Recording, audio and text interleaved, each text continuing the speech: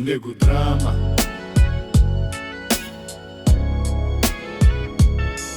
Nego Drama.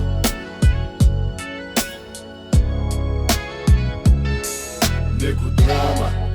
Bem-vindos pro Acorde 55, análise de Nego Drama, com isso nem brinco. O som lançado em 2002, dores do passado que continuam depois. Forte e dolorido, descreve a vida na periferia. Saiu no disco Nada Como Um Dia Após o Outro Dia. Nego Drama. Jairo Carioca, negro psicanalista, doutor em educação, humano realista. Escuta periférico onde tem sabedoria da UFRRJ, trouxe outra teoria. Meu rasurado, negritude como sobra. Academia do Rio escreveu uma nova obra. Nego Drama. Papo reto dos Racionais MC. Falou do que pensei e daquilo que vivi. Jairo Carioca com Ricardo e o Rafael. Ritmo, poesia, mostrando o racismo cruel. O Andy na edição equaliza esse episódio. Música e psicanálise, organizando todo o ódio. Nego Drama. Nego Drama.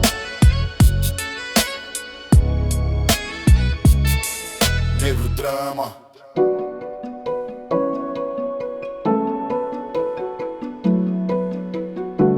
Acorde, música e psicanálise, com Rafael Garbuio e Ricardo Pesati.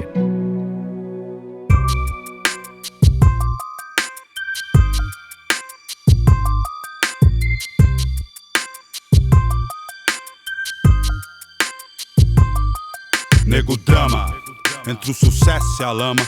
Dinheiro, problemas, invejas, luxo, fama. Nego Drama, cabelo crespo e a pele escura. A ferida, a chaga, a procura da cura. Nego Drama, tenta ver e não vê nada a não ser uma estrela.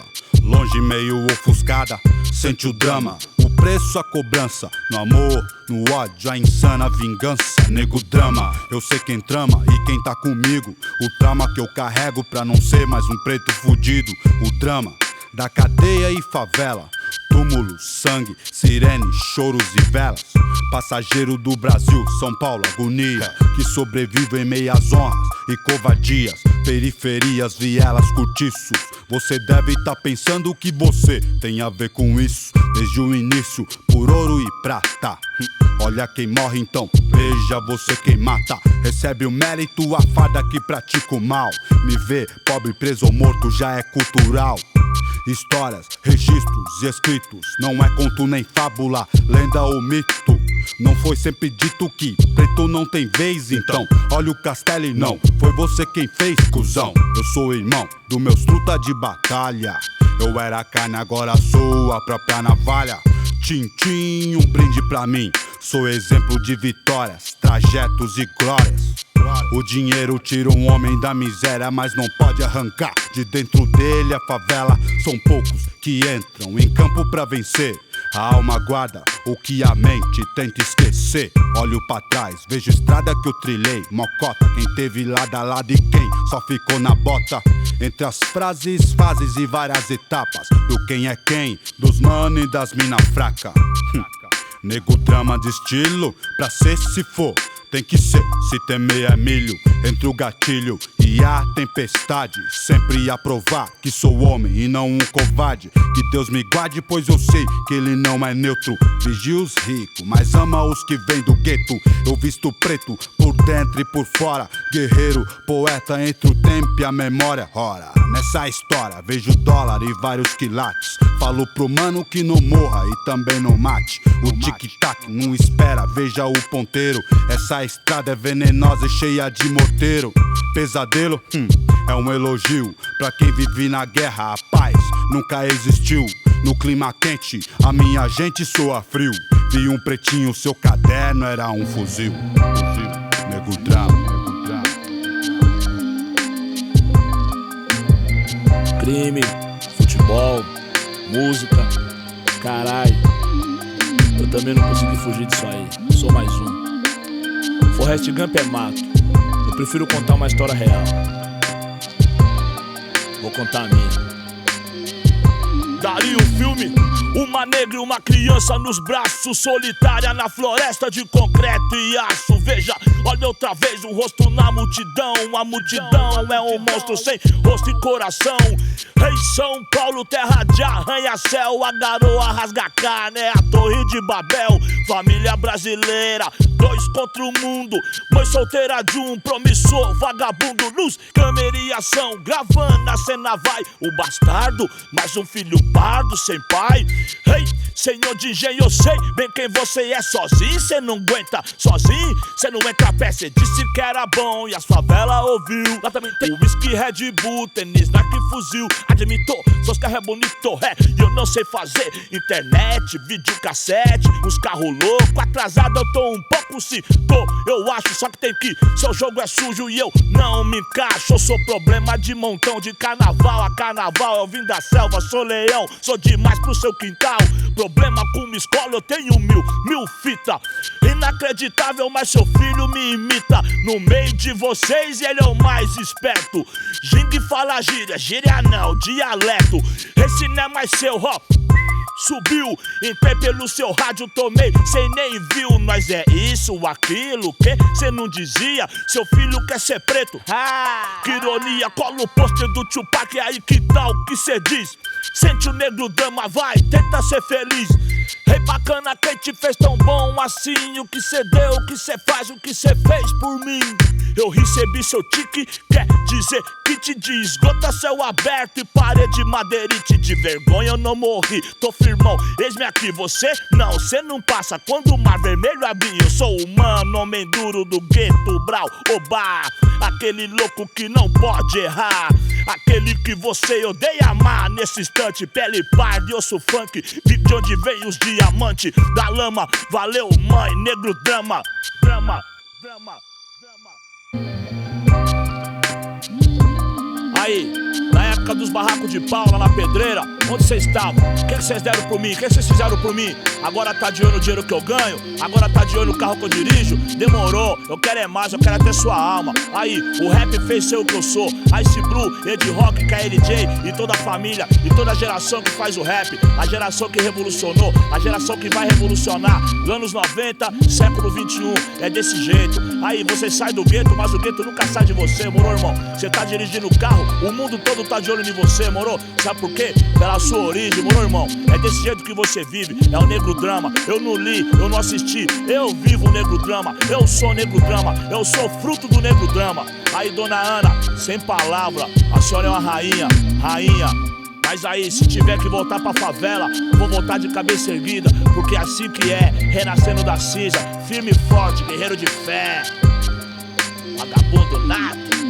Boa noite, pessoal. Mais um episódio do Acorde com o nosso grande amigo Jairo. Só contar que eu tinha combinado com o Jairo já uma outra obra que era mais fofinha, eu diria a palavra, mas em função de tudo que a gente vem vivendo aí no país, eu tava conversando com ele e falei, Jairão, é outro caminho que a gente vai ter. Daí eu falei uma, ele falou outra, virou essa aqui. Em 3 músicas chegamos nessa obra que é maravilhosa. Vai ter muita coisa pra falar disso aqui. Boa noite, Jairo. Seja bem-vindo. Boa noite, querido Ricardo. Boa noite, Rafael. Boa noite a todos e todas e todos que estão nos ouvindo. Olha, a gente passou por várias músicas, né, Ricardo? Porque tem muita música que dialoga de fato com a gente, né? Quando a gente foi atravessado pelo evento que eu insisto em nomear como Chacina, aqui no Rio de Janeiro, no Complexo do Alemão, ali na Penha, eu fiquei muito tocado a pensar, inclusive, esse evento a partir da música do João Bosco, né? Que ela tá lá um corpo estendido no chão, mas penso também que tem uma outra realidade por trás disso, e daí que acho que quem melhor canta a realidade da periferia, desse espaço específico, é Racionais MC. Difícil é escolher qual música do Racionais MC que fala melhor. Eu fiquei preso no Jesus Chorou, eu fiquei preso em vários, mas esse aqui... Mas essa aqui é o concurso, né? Ela é muito significativa. Mas você sabe que ela é muito significativa, ela é muito poderosa, né? Tem tanta coisa pra falar e eu tô aqui pra ouvir o Jairo, né? Mas antes mesmo de começar, Jairo, o Ricardo sabe, né? Eu adoro pensar em título. Eu acho que o título da música, assim como o título da obra, fala tanto, né? E este título, ele é mais importante ainda na minha concepção, ele é mais poderoso porque ao longo da música, ele vem como um chamado, né? Quando eles falam, tô falando na gravação original, quando na gravação original eles repetem negro drama com todas as nuances que essas duas palavras trazem, né? E eles vão brincando bastante com isso. É um chamado de uma potência impressionante, né? E ela nos permite uma série de construções em cima dela, né? O drama do negro, o negro enquanto drama, o drama enquanto a sua raiz grega, né? De ação, de palco, né? É o negro no palco, é a gente vendo o que está acontecendo. Enfim, só esse título eu acho que já nos permite refletir sobre isso por muitos caminhos, você não acha? Sim, sim.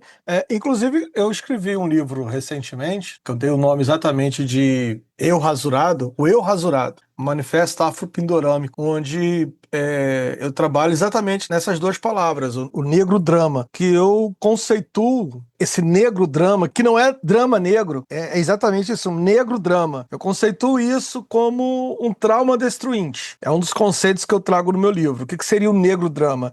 Seria um trauma que, diferentemente dos outros traumas que se elabora em análise, se elabora em clínica, esse não se elabora, porque ele é vivenciado cotidianamente. Então ele é um drama mesmo, um drama sempre ali vivenciado. Então ele não se elabora, por isso eu chamo ele de trauma destruinte, um trauma não elaborável, porque ele é pautado em algo que ainda está na ordem do dia, que é o racismo. E já começa desde o início, né? Porque se a gente for pegando frases e levantando, né? Primeiro, já entre o sucesso e a lama. E fica essa situação, né? Você fala, olha, eu tive sucesso, eu fui lá, mas ao mesmo tempo eu não pertenço àquilo, eu tô preso, eu tô, né? Parece que eu tô ali, eu não consigo elaborar a minha vida, de certa forma chegar nesse sucesso idealizado, pensado, vendido, construído para parte da sociedade da qual eu não faço parte, da qual eu fui excluído e não é para mim. E fica muito claro isso quando a gente enxerga dessa forma, que olha, tá lá, mas não é para você, né? Então entre o sucesso e a lama, né? Os dois juntos. Os dois juntos. Mas tem uma questão aqui que eu acho interessante que você traz, o Ricardo, que é, primeiro a gente precisa entender que a própria composição é dupla, né? Sim. Você tem ali o Mano Brown e o Ed Rock. Sim. São dois compositores. E aí eu já começo a análise dessa música a partir de dois mundos. Porque se de um lado você tem o Mano Brown, que representa a questão que a gente pode chamar de uma voz arquetípica, né? A voz do condenado, você tem do outro lado o Ed Rock, que fala a partir do sujeito mestiço. Então, a própria composição da música, ela apresenta uma estrutura dialética. Então, ora, o Mano Brown que fala dessa faceta do condenado arquetípico, né, desse sujeito que encarna o drama coletivo da diáspora. Sim. E do outro lado, os versos do Ed Rock vai introduzir o paradoxo desse sujeito que desafia exatamente essas categorias estanques do projeto de branqueamento nacional ao trazer o que eu chamo de eu rasurado. Ele nem encarna a questão do totalmente negro, mas também não encarna a ideologia do totalmente branco. Então é aquele sujeito que o Darcy Ribeiro chamava a mestiçagem do Darcy Ribeiro, que hoje é recusado, inclusive o Érico, a gente estava falando Grande Érico. do meu amigo psicanalista Érico, que tem um trabalho muito bacana, que ele fala da questão do pardo, né? E eu trago no meu livro exatamente o que é o pardo. O pardo é uma categoria de rasura. Inclusive o Estatuto de Igualdade Racial começa dizendo que existe o povo negro, e o povo negro é constituído de pretos e pardos. Não é outro povo, é o povo negro. No entanto, você tem todo o movimento que tenta retirar do povo negro essa questão de pardos. Aí você tem movimentos parditude, que o Érico, inclusive, tem uma crítica muito pontual em cima disso, e eu trago isso no meu livro, porque o sujeito, ele é o pardo. Então o que é o pardo? A Conceição Evaristo, lá em Olhos d'Água, vai dizer que pardo é papel. Ela rejeita esse significante, né? Ela fala, pardo é papel, sou negra. Então o pardo é a ideologia brasileira de se dizer, não, eu não sou negro. E aí o pardo cria uma ilusão. Qual é a ilusão? Eu tô mais perto do branco. E aí coloca o branco nesse lugar. Isso isso cria uma crise, isso cria um eu que eu chamo de eu rasurado. Por que rasurado? Eu escrevo esse livro, inclusive, em contraponto ao da Elizabeth Rodineskov, quando ela escreveu o Eu Soberano. Então, se o europeu é o soberano, o sujeito colonizado, ele é uma rasura. Porque quando ele tá, por exemplo, eu que sou um homem negro de pele clara, o que é que eu ouço? Mas você não é tão negro assim, sabe? E aí, quando eu tô entre os brancos, você também não é branco. Sim. Então, assim, então o que eu sou? Eu sou um eu rasurado. Então, essa dialética que tá presente na música, nessa estrutura, então eu quero chamar o negro drama de uma estrutura dialética. Essa estrutura dialética, ela já apresenta na primeira frase uma outra estrutura, que é o que? A estrutura maniqueu. Eu vou chamar de maniqueu. Por isso, o sucesso e a lama, que é essa coisa, dia e noite, Deus e o diabo. O tempo todo, a composição disso que eu vou chamar de um mundo maniqueu. Então, nesse mundo maniqueu é onde está o negro drama. E a primeira frase, né, que é exatamente essa que você traz, joga a gente exatamente nesse lugar, nessa geografia existencial do sujeito. Olha que profundidade já na primeira frase, né? Mas você citou agora a Conceição Evaristo, eu queria contar uma história rapidinha, que de repente é só uma introdução para eu provocar você, Jair, ver para onde você vai com isso. Ah, que maravilha. A Conceição Evaristo tem aquele conceito lindo que ela explica tão bem em alguns textos, que é de escrevivência, né? Que é acabou virando um conceito epistemológico muito interessante na academia, gira muito em torno disso. E eu me lembrei, pensando nessa música, pensando nessa conversa que a gente vai ter agora, eu buscando na minha memória algumas referências, eu me lembrei, por conta deste conceito, eu me lembrei de um trabalho que eu orientei não faz muito tempo, coisa de um ano no máximo, lá na UFBA, de uma aluna que eu tive, uma aluna de licenciatura em música, que já está formada hoje, inclusive, quando ela foi fazer o trabalho de conclusão de curso, ela teve por ideia fazer uma etnografia, né? Fala dela, a trajetória dela, que é linda, inclusive. E ela escreveu um trabalho falando como que ela cresceu na música e rendendo uma homenagem à mãe dela. Então ela fez um capítulo falando sobre a costureira, que é a mãe, e ela, a filha da costureira. Então ela contou toda a história com depoimentos da mãe, que a mãe, uma diferença de 20 anos, né? Uma geração curtinha entre uma e outra, não sabia nem o que era o piano e trabalhava numa casa de família que via um jovem tocando piano e achava que piano, pra você aprender a tocar piano, você tinha que ir pra Europa, de tão distante que era da vida dela, e quis o destino que a filha, alguns anos depois, virasse uma pianista, uma cantora, uma regente, etc, né? Inclusive tem uma história linda que quando a filha vai fazer um concerto no Teatro Castro Alves, né, no famoso no TCA lá de Salvador, com uma orquestra sinfônica que estavam se preparando para ir para a Europa fazer uma turnê, a filha, ela conta assim, eu nunca entrei nesse teatro, dessa vez eu entrei no teatro e ainda já fui direto pro palco, porque a filha dela que fez o solo estava vestida com a roupa que ela havia costurado. Então é uma história linda. E neste texto desta minha aluna, eu, que já tantos anos batia com esse conceito de escrevivência, eu entendi. Só ali eu entendi o que é isso. Porque só a Emily, essa minha aluna, poderia contar essa história, né? Uma moça negra, filha de uma mulher negra da periferia de Salvador, etc, etc. Só elas conseguiriam contar essa história desse jeito tão honesto, porque sente no corpo. Aí eu entendi o que a Conceição Evaristo já escreveu tantas vezes. Aí eu entendi o que o campo semântico desse conceito queria dizer. E eu trago para essa música. Você falou agora do Mano Brown, né? Você estava falando da questão do pardo. Se tem alguém que fala bastante disso, também é ele mesmo, né? Do jeito dele, mas ele explica, ele politiza esse assunto de uma forma que só ele consegue fazer. E essa música é isso, né? Quando eles cantam, quando ele diz o negro drama no meio da música, e essa frase é repetida muitas vezes, é o conceito da música escrevivência. Só ele consegue falar com essa verdade, com essa honestidade, né? Tem questões muito interessantes aqui, Rafael, que quando você evoca a questão acadêmica, né? Você tem um teórico chamado Goldsmith, que ele vai dizer que toda etnografia, de uma certa forma, também é autoetnografia. Isso é um debate bem... Porque o eu tá ali presente, né? Não tem como o sujeito retirar o eu dessa parada. Mas por que escrevivência é diferente? Por que esse método, ele é, né? Essa episteme, ela é diferente? Porque quando Conceição Evaristo, ela entra pra academia e ela vai falar de sua trajetória, de sua vivência, ela parte de uma perspectiva, um paradigma diferente. Quando você tem uma produção epistêmica, etnográfica, que é um conceito europeu, você parte de um pressuposto de que a pesquisa, o eu do sujeito não está na pesquisa. Então a pesquisa é uma coisa, o eu é outra. Então o sujeito não está envolvido na sua pesquisa, né? Um certo purismo, que a Academia Europeia, ela adora essa coisa de purismo, Ricardo. Então um certo purismo. Eu sei. Um certo purismo. Ali não tem, eu não tô ali, né? E isso, inclusive, se reflete na psicanálise, no discurso da neutralidade do analista, né? Na escuta do analista, Claro. o analista não está ali porque ele é neutro e tal.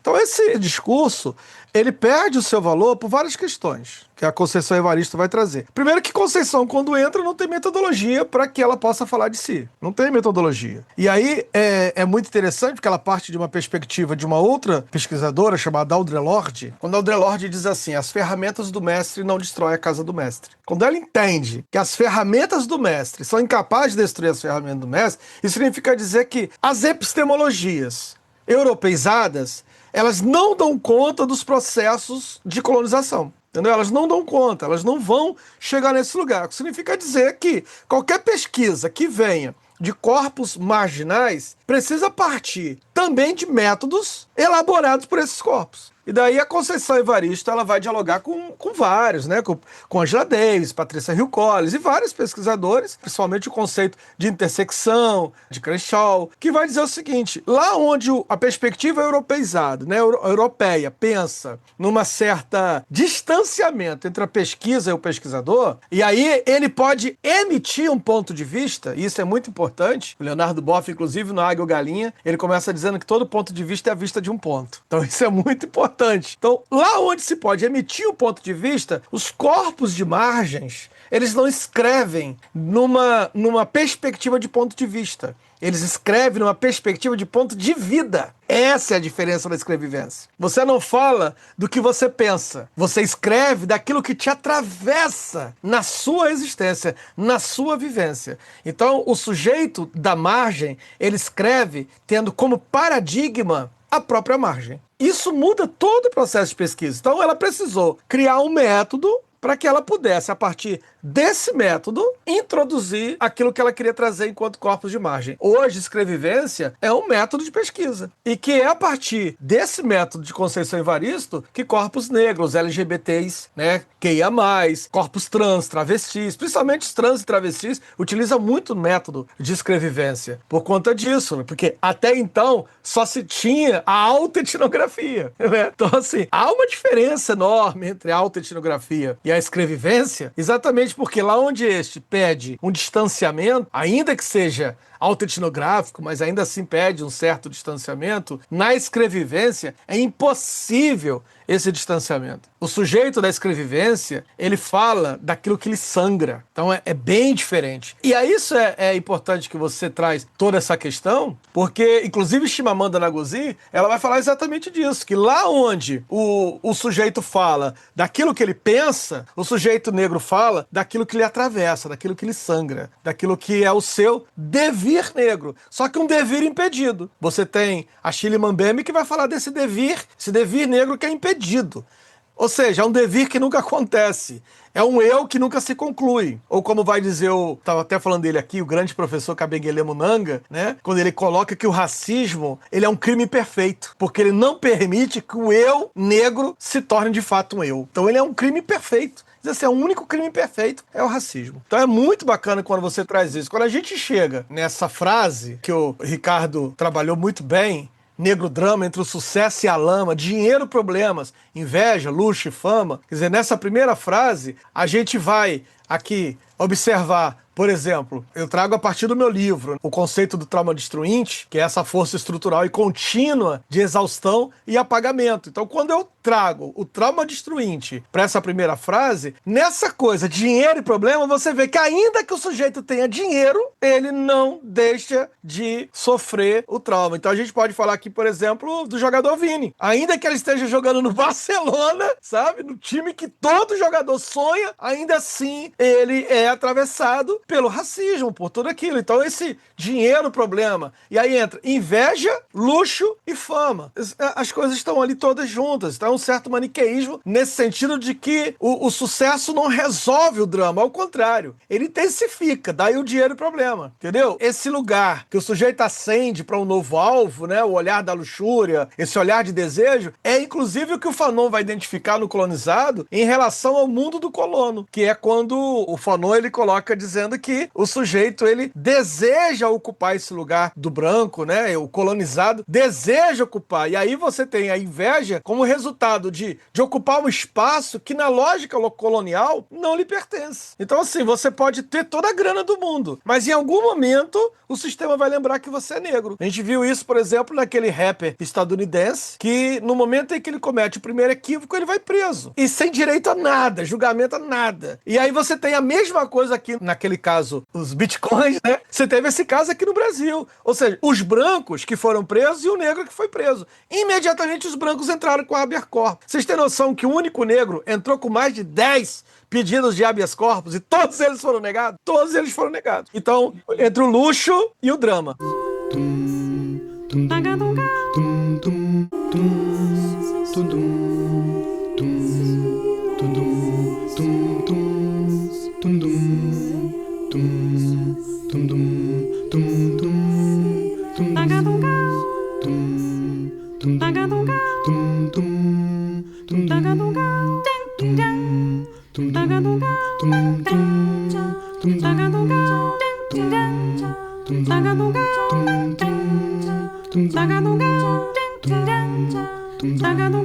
Negro drama, entre o sucesso e a lama. Dinheiro, problemas, invejas, luxo, fama. Negro drama, cabelo crespo, a pele escura, a ferida, a chaga, a procura da cura. Negro drama, tenta ver e não vê nada a não ser uma estrela, longe, meio ofuscada. Sente o drama, o preço e a cobrança, no amor, no ódio, a insana vingança. Tá falando de outros autores, eu lembrei um que não é da psicanálise, mas... E pior que ele arruma encrenca com todo mundo, porque ele não é nem historiador, ele é jornalista, que é o seu Laurentino Gomes, né, que ele fez lá em 1808, e ele busca essa história, né, ele coloca assim, olha, trabalho de jornalista, né, de historiador, e não tem, e tem alguns textos dele, né, que a história muitas vezes é recontada, sim porque não tem como quem conta, quem está narrando se abstrair totalmente. Então a história que foi contada nos anos 60 é diferente da história que foi contada agora em 2025. E provavelmente, infelizmente ou felizmente, eu não sei para que lado que vai, em 2060 será diferente do que está sendo falado hoje. Como será? O tempo dirá, mas o narrador, ele está presente na obra. Não existe essa total isenção que se achava que existia, né? Isso está muito claro, é muito bem falado nessa obra do Laurentino Gomes, o 1808. Né? E continuando aqui, Jairo, né? Então vai lá, dinheiro, problemas, inveja, luxo, fama. Eu lembro, você falou do Vini, eu sou palmeirense, e tem o Hendrick lá, que não é nem convocado, apanhando do Xabi, tá pensando em ir para outro time. E assim, a discriminação por ser negro, por ser brasileiro, por ser jovem, por ser... É discriminação. Né? E xenofobia, sei lá o que acontece. Você falou de você, eu posso falar de mim também. Eu, teoricamente, quem olha assim, nossa, esse cara com um jeitão de italiano, grandão, branco, cabelo liso, blá, blá, blá. Quando eu fui estudar na Inglaterra, eu descobri que eu também não sou branco, né? Sou latino. E por mais italiano que seja meu sobrenome, eu vou continuar sendo latino nessa existência aqui. Sou brasileiro, latino, falo português. Então existe essa discriminação. Você né? Eu lembro, tem uma cena que é bem icônica que eu gosto, que é do filme Bacurau, que tem lá uns bandidos e falam com os que estavam lá atacando todo mundo. E falam, não, nós somos brancos. O cara olha assim, como assim você é branco? Você tá maluco que você é branco? Não, mas eu sou de Santa Catarina. Você está maluco, você não é branco. Vocês estão achando que vocês são brancos. Então, isso acontece com todos nós. Não tô... Peraí, deixar bem claro. Não quero nunca comparar a minha situação com quem é realmente discriminado por pele, por cor, que eu sei a diferença disso, tá? Mas muitas vezes as pessoas se colocam no papel daquele que pode ser o opressor e ela não percebe também que ela é tão oprimida quanto, né? Então os papéis de opressor, de oprimido se confundem muitas vezes. E por isso que faz tanto sucesso Racionais, independente de classe social, independente de cor de pele. Você vai escutar muita gente no mundo inteiro, né, escutando isso, né, escutando Racionais ou escutando Tupac, escutando, né, rap americano. Aliás, um pouquinho antes, né, falar um pouquinho desse gênero, é uma das coisas mais lindas, né, porque talvez, acho que todo mundo sabe, mas é bom deixar claro aqui, rap, né, R-A-P. O significado disso é ritmo e poesia, rhythm and poetry, né, então é poesia com ritmo. A gente tem aqui uma poesia maravilhosa, isso aqui é ouro, essa poesia escrita aqui com ritmo, e um ritmo muito bem carregado, bem sincopado, como falou o Rafa, então a gente tem muita coisa boa aqui. Vamos continuar aí, Jairo. Tem algumas questões que é muito interessante que você traz, Ricardo. A gente só não pode deixar de se atentar para aquilo que a Lélia vai apontar primeiro, né? E depois outros teóricos vão aprofundar, principalmente Angela Davis, a questão da intersecção, né? Então, intersecção é um conceito chave, um conceito extremamente importante, porque ele vai... É como se fosse criar categorias, né, de exclusões. Então, dentro de estruturas, se a gente for pensar em termos de estruturas, e aí a gente vai pensar a questão do patriarcado, né? Aquilo que eu chamo de o tripartite da opressão, né? O que é o tripartite da opressão? O Boaventura de Souza Santos, lá no livro dele, O Fim do Império Cognitivo, ele vai dizer que são 3, né? Que é o racismo, o patriarcado e o capitalismo. E ele diz, olha, não se luta uma luta se não tiver totalmente também comprometido com a outra, porque os 3 se alimentam. Então esses 3, eles se retroalimentam. O capitalismo, ele se aproveita dessas forças, né? De todas elas, o mais antigo é o patriarcado. Quer dizer, o patriarcado veio primeiro, veio antes do capitalismo. Depois veio o capitalismo. E o racismo é uma experiência dentro do capitalismo. Vamos pensar que é o mais novo, mas ele surge ele só é possível, só pode haver racismo dentro do capitalismo. Porque quem vai instituir os corpos negros como força de trabalho, força de exploração, é o capitalismo. Então, mas a experiência de escravização, ela é anterior ao capitalismo. Aí entra o patriarcado, né? A Gerda Lerner, no livro dela, A História do Patriarcado, ela vai contar que a primeira experiência de escravização se dá com os corpos femininos. Se dá exatamente quando o patriarcado retira das mulheres a potência, né? A gente estava falando de historiadora, até a Federici, que trabalha isso muito bem no livro dela, Caliban e a Bruxa, quando ela coloca que é ao retirar da mulher a potência daquilo que elas tinham como medicina, né? Lembrando que eram as mulheres que eram donas desses saberes medicinais, né? Naturais, essa coisa toda. Viraram bruxas. Retira as mulheres desse lugar, tornam elas bruxas, marginais, e coloca elas como o quê? Como reprodutoras. Quer dizer, a mulher passa a ter um único papel de reprodução. E aí de doméstica, do lar, de reprodução. Então essa é a primeira experiência. Negra.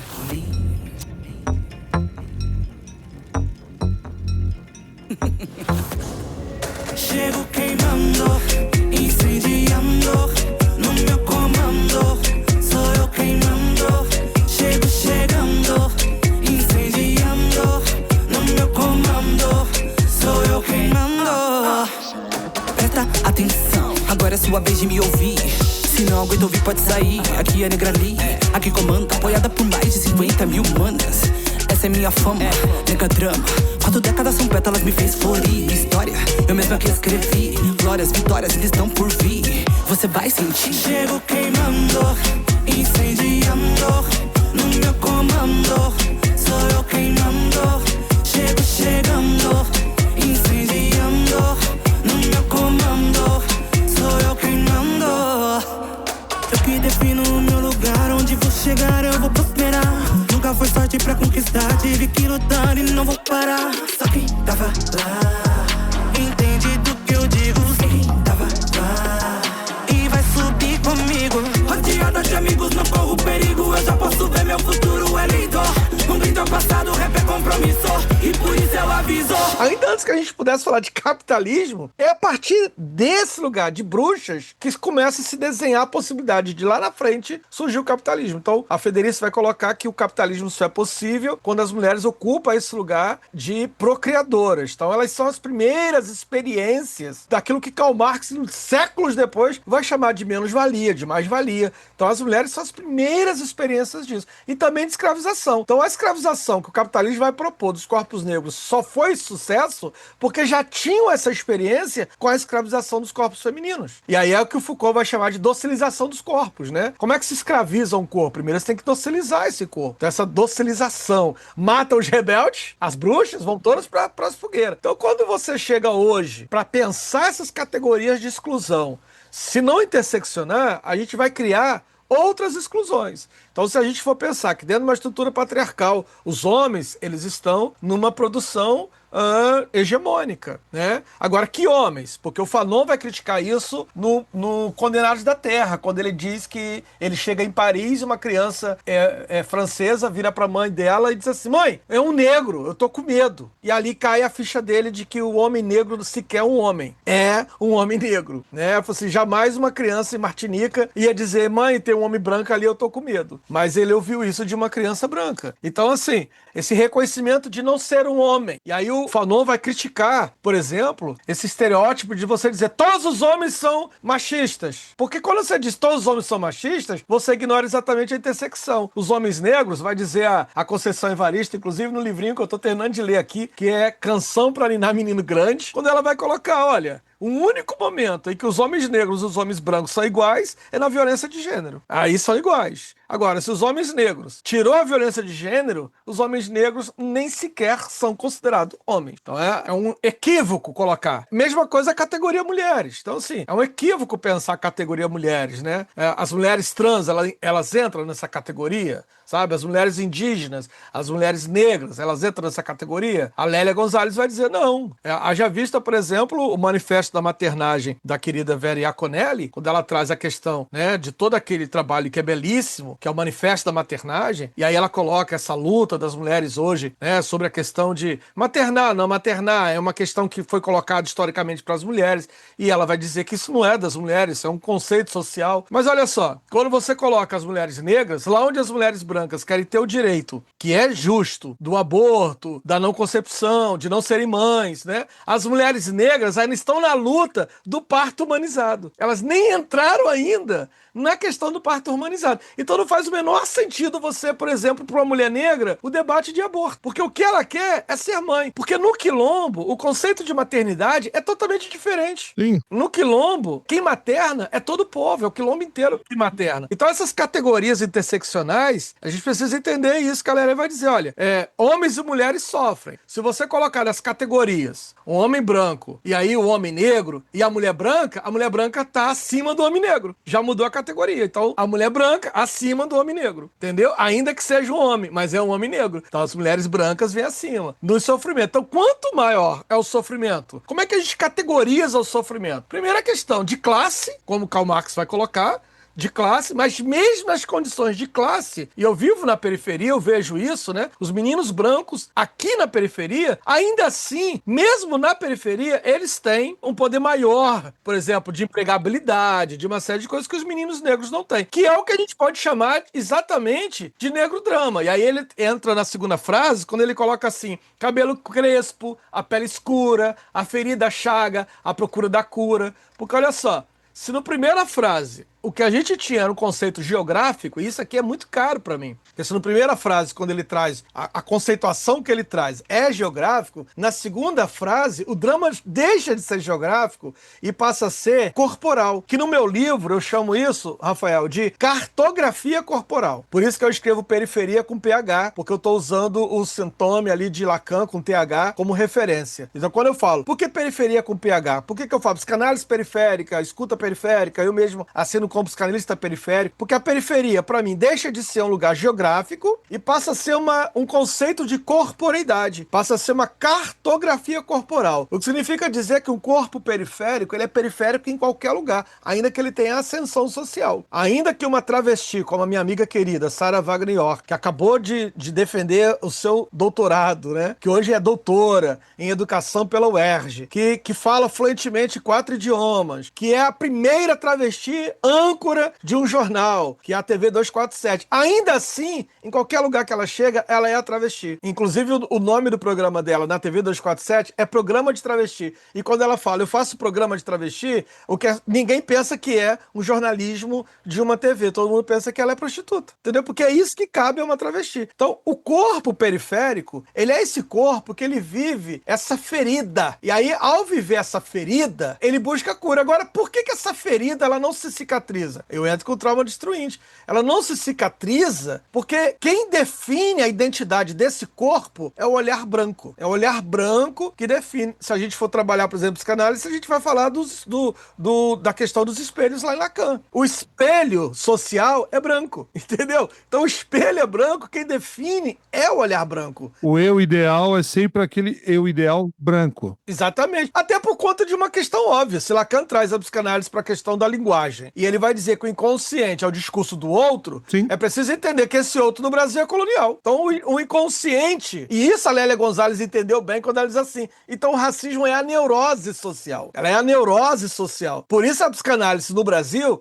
ela não pode ter como paradigma a Europa. Aquilo que Freud e que Lacan produziu. Porque lá o espelho era um só, aqui não. Aqui, quando a psicanálise atravessa, essa é a proposta que o Eric vem trazendo, que eu venho trazendo, que quando a psicanálise atravessa o Atlântico, ela chega aqui em um outro lugar. Ela chega aqui onde o esquema epidérmico é racial, é a percepção de si é estilhaçado, entende? E aí quando ele fala o cabelo crespo e pele escura, isso não é atributo físico. Isso, na perspectiva do branco, é uma ferida, é uma chaga. A chaga à procura da cura. Isso não é um atributo físico. Vou alisar o cabelo. Exatamente. Vou ficar branco como Michael Jackson. É a busca pela desalienação. O discurso que o Lacan está dizendo, sim, é o discurso da alienação. O sujeito, ele é alienado pelo discurso do outro. Olha, se o outro ele é branco, o que o negro busca? Ele busca se desalienar desse discurso, que é o que a gente vai chamar de decolonização. Ele está tentando se desalienar desse discurso, só que ele faz uma cura ambígua. Por quê? Porque ele busca se curar se embranquecendo. É o que o Fanon vai chamar de corpos negros e máscaras brancas. Entende? Os corpos negros e máscaras brancas. E Bom, primeiro eu queria comentar como é interessante, né? Grande parte dos conceitos que você está dissertando e aprofundando cada um deles, Jairo, tem uma metalinguagem aqui, quando, por exemplo, eu, Rafael, falo dessa música, e quando você, Jairo, fala dessa música. Não precisa explicar, né? Já tá aí muitos dos conceitos epistemológicos do mundo, sim. Tá tudo explicado só nessa diferença.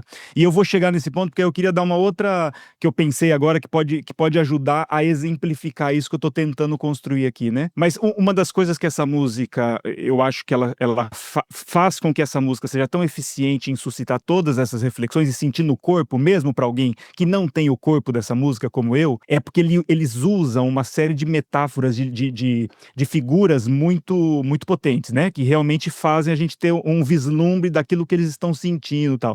Como, por exemplo, quando eles falam, logo ali no segundo verso, quando ele fala assim, o drama da cadeia e favela, túmulo, sangue, sirene, choros, velas. Eu acho genial esse trecho, porque eles, né, os autores estão nos mostrando, estão fazendo sem explicar nada, eles estão juntando cadeia e favela numa coisa só, né, e fazendo sinônimos, é quase, as duas entidades ali estão mostrando para as mesmas coisas. O que eu acho genial, logo na sequência eles falam do castelo, e aí a gente pode passar o resto da noite aqui tentando entender todos os castelos que estão envolvidos nessa narração bela, mas eu queria me concentrar em uma frase que tem logo na sequência, que tem muito a ver com o que você acabou de falar, né, quando ele diz assim, eu era a carne, agora sou a própria navalha. Nego drama, eu sei quem trama e quem tá comigo. O trauma que eu carrego pra não ser mais um preto fudido.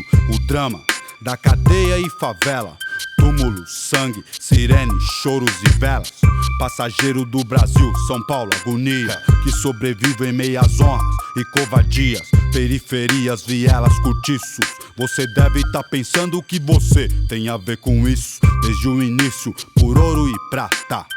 Olha quem morre então, veja você quem mata. Recebe o mérito, a farda que pratica o mal. Me ver pobre, preso ou morto já é cultural. Histórias, registros e escritos, não é conto nem fábula, lenda ou mito. Não foi sempre dito que preto não tem vez, então olha o castelo e não foi você quem fez, cuzão. Eu sou irmão do meus truta de batalha. Eu era carne, agora sou a própria navalha.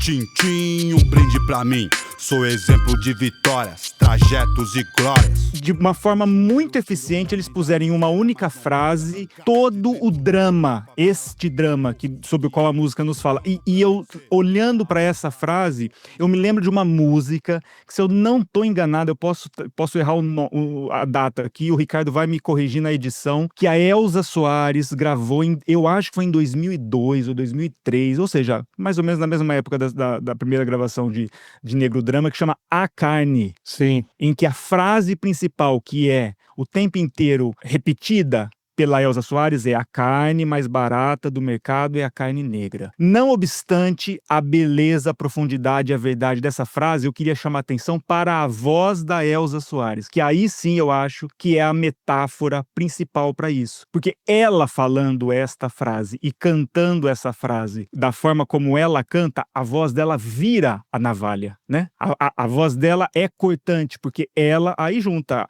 a escrevivência, a autoetnografia, o corpo atravessado por tudo isso, né? Aí eu acho que essa música, e agora, Andy e Ricardão, coloquem a música aí, porque eu acho que exemplifica tudo isso. A carne mais barata do mercado é a carne negra.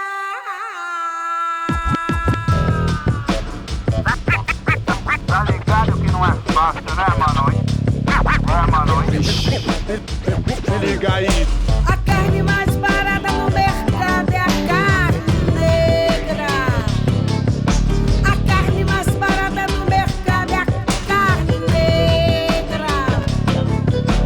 A carne mais barata do mercado é a carne negra.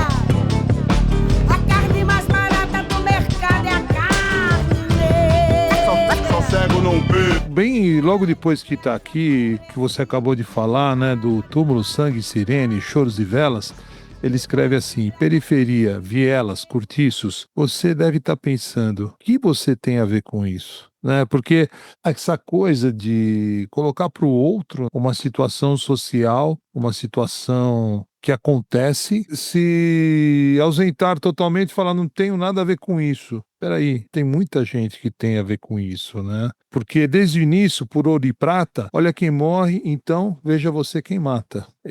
De onde vem essa história? Por que foi feito assim? Como que está acontecendo isso? Eu tenho alguma interação com isso? Sim, vou dar um exemplo bem básico, né? Do evento da semana passada, muitas pessoas que eu conheço, né, se manifestando a respeito do que aconteceu. O que mais me deixou assim chocado foram pessoas que usam, né, maconha, principalmente, que eu conheço, drogas, e não, o traficante tem que morrer. Eu falo, peraí, deixa eu entender, né? De onde vem isso de traficante tem que morrer numa pessoa que tá sempre ali no final de semana fumando o seu baseado?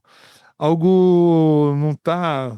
Alguma coisa está fora da ordem, como diz o Caetano Veloso, nessa colocação. E é isso, né? Desde o início, por ouro e prata, olha quem morre, então veja você quem mata. É uma frase que a gente tem que entender qual que é o papel de cada um na sociedade, por que tá assim e o quanto nós estamos envolvidos nisso aí. Uma das questões que a gente precisa entender, né? Inclusive o Emicida fala isso, né? Lá onde a felicidade do branco é sempre plena, a felicidade do negro é sempre quase. Então eu adoro essa música, essa fala dele, né? Essa coisa do sempre quase, porque isso aponta para o drama, que é o drama do sujeito ser feliz, mas dentro do que a dona Ivone Lara, que para mim é sensacional, ela vai falar sobre o ser feliz como homem negro. Aí que ela coloca o sorriso negro, o abraço negro, ela insiste nessa coisa, dessa repetição, para o sujeito tentar entender o que seria o mundo negro. Porque quando a gente vai falar dessa questão questão toda que você está trazendo, né? A gente vai falar, por exemplo, de uma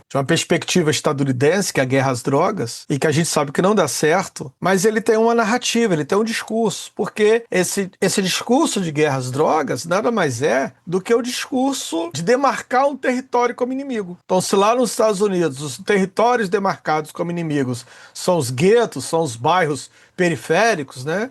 Então, as drogas estão ali, então você evita esse lugar, e normalmente são os bairros negros. A periferia nos Estados Unidos é bem demarcada, né? Onde é negro, onde é latino. Tirando Nova York, tem a mistura toda, que inclusive acabou de eleger. O de esquerda, né? É, o primeiro prefeito muçulmano na história dos Estados Unidos, imigrante, inclusive, né? E o primeiro muçulmano. Os outros estados não, são muito bem definidos. Então, a guerra às drogas não é a guerra às drogas. A guerra às drogas é uma guerra geográfica, é uma guerra demarcada. Tanto é que os Estados Unidos estão usando esse discurso agora para invadir a América Latina, né? Essa coisa de guerra às drogas. Então, quando os Estados Unidos importa esse discurso para o Brasil, isso acontece na ditadura militar. Então, esse discurso vem para cá na ditadura militar, de guerra às drogas. Infelizmente, a própria esquerda compra esse discurso. A gente não pode aqui ignorar que, por exemplo, no primeiro governo do presidente Lula, ele inaugura o seu discurso exatamente se comprometendo à guerra às drogas. Tá lá o discurso dele, no primeiro discurso, ou seja, repetir a lógica do branco, que é o quê? Que é, de novo, dizer quem é o inimigo. Então o inimigo passa a ser a droga. E aí, quando você diz que o inimigo é a droga, você vai apontar, e a droga tá onde? Tá na favela. Então o inimigo passa a ser a favela. Então assim, eu sou um corpo que mora na periferia, que se sou alvejado, de cara eu já sou tomado como bandido. Porque todos os que nascem na periferia, por força da retórica da luta contra as drogas, são já marginalizados, já estão marcados. Só que se a gente for perguntar onde a droga circula, ela circula onde tem dinheiro, né? Então a droga circula exatamente,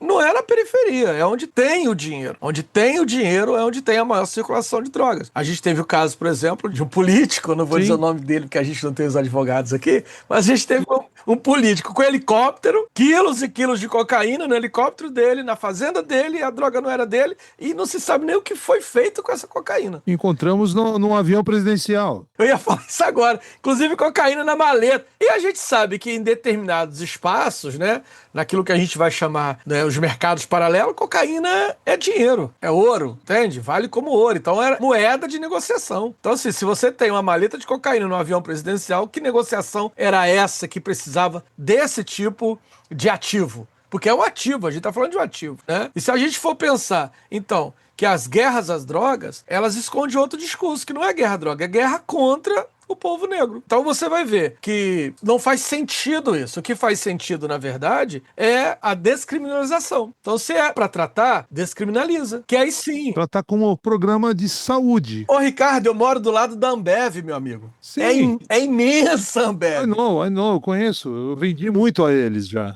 E aí, se a gente for pensar que, estatisticamente, de acordo com a Organização Mundial da Saúde, a droga que mais mata, que mais causa dependência é o álcool, aí não faria, eu diria então que eu moro do lado da boca de álcool, entendeu? E não tem nenhum barzinho com segurança e tal. Por quê? Porque é legalizada, entendeu? Sim, e só para deixar claro, isso não quer dizer que o seu discurso é pró-drogas. Não. É pró-tratamento de saúde. Os lugares que teve algum sucesso, que a gente entende que são os bons exemplos, trataram droga como um problema de saúde. E a gente tem um grande exemplo no Brasil, que é a questão do cigarro. Se a gente for pensar que na década de 60, você entrava dentro de uma condução pública, até o motorista estava fumando, década de 70, ainda peguei isso na década de 90.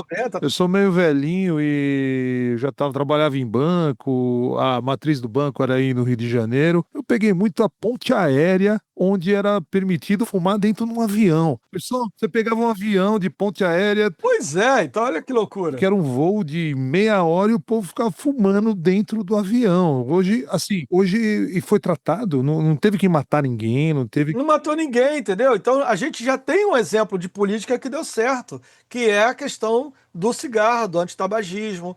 É uma política que deu certo, entende? Então por que não repetir essa mesma política dentro da questão das outras drogadições? E aí eu sou psicanalista na periferia, eu tenho, por exemplo, mães que chegam para mim com esse discurso de que o filho está usando maconha e tal, quando ela mesma faz uso irrefreado de Rivotril. Sim. Que inclusive hoje o Brasil é o segundo maior consumidor de Rivotril, só perde para os Estados Unidos. Sim. Que é uma droga psicotrópica e que causa dependência. Exatamente, mas o problema é o outro lá. Então você tem uma ideia, um imaginário de que todo negro na favela é maconheiro, sabe? De todo mundo ali tá cheirando cocaína, todo mundo tá isso, todo mundo tá aquilo, ignorando, né, que na verdade o que você tem é um imaginário que coloca o corpo negro nesse lugar. Por exemplo, recentemente, em um dos diálogos aí nas redes sociais, alguém disse assim, não, porque a própria psicanalista, né, Rita Maria Kerr, num discurso, ela diz assim, não, porque o homem negro é violento. E aí dá o exemplo do homem espancando lá uma criança, a coisa toda. Quando, na verdade, no Rio de Janeiro, quem matou uma criança de bater foi um homem branco, que era um médico, deputado, Sim. entendeu? Que vai lá e mata uma criança. Então, assim, você tem estereótipos que já estão dados. Então, assim, o negro é o violento. Qual é a estatística que mostra isso? O que vai provar isso? Se a gente for pegar, por exemplo, os dados estatísticos em termos de red pills, de misoginia, a coisa toda, você tem um número muito maior de homens cis, héteros, brancos dentro dessas categorizações. Só que são categorias da qual o homem negro já está lá. Porque tem a ver com o estereótipo do quê? Do selvagem, sabe? Daquele que está fora do contexto civilizatório, fora do contrato civilizatório. Porque foi isso que permitiu com que a Europa invadisse os territórios. Qual era a ideia? A ideia era levar a civilização para esses selvícolas, para esses selvagens. Então tem aí uma narrativa que sustenta as invasões, por exemplo, que a gente viu no Rio de Janeiro, quando a polícia vem e tal, tal. Que é o quê? Estamos libertando esse território. Isso é a repetição do processo colonizador. E da mesma forma como o processo colonizador exterminou milhares, todas as vezes que esse processo é repetido, o resultado é sempre o mesmo. É genocídio. Sim. É genocídio. Entende? Só que agora o genocídio, ao contrário do que aconteceu lá atrás, hoje ele é filmado. Entendeu? Lá atrás ninguém filmou esse genocídio, né? Então, o genocídio indígena não foi filmado, o genocídio negro não foi filmado. Hoje o genocídio é filmado. E me parece que criou um outro problema, que é o que Lacan, inclusive, vai dizer em televisão. Quando ele é entrevistado por Jacques Lamillet, ele vai dizer assim, quando foi que perdemos a capacidade de nos horrorizar frente ao real? A gente perdeu a capacidade. Daí que eu achava interessante, por isso que eu falei, a música do João Bosco tá lá, um corpo estendido no chão. O que é isso? Perdemos a capacidade de nos horrorizar, sabe? E aí ele fala, daqui a pouco já vai vir alguém já vendendo churrasco de gato, o outro vai vender relógio, entendeu? O outro vai aproveitar para fazer um discurso de comício. Discurso para vereador. Entendeu? Pois é, porque que corpo é esse? É mais um pobre preto periférico, então a gente não se horroriza. Perdemos a capacidade de nos horrorizar com esse corpo que tá lá. Nesse caso foram 50 corpos estendidos no chão, sem cabeça, amarrado, tiro na boca, e 70% da população do Rio de Janeiro aprovou a operação do governador. Tá lá o corpo estendido no chão, em vez de rosto na foto de um gol, em vez de rezo uma praga de alguém, e um silêncio servindo de amém. O bar mais perto depressa lotou, malandro junto com trabalhador. Um homem subiu na mesa do bar e fez discurso pra vereador.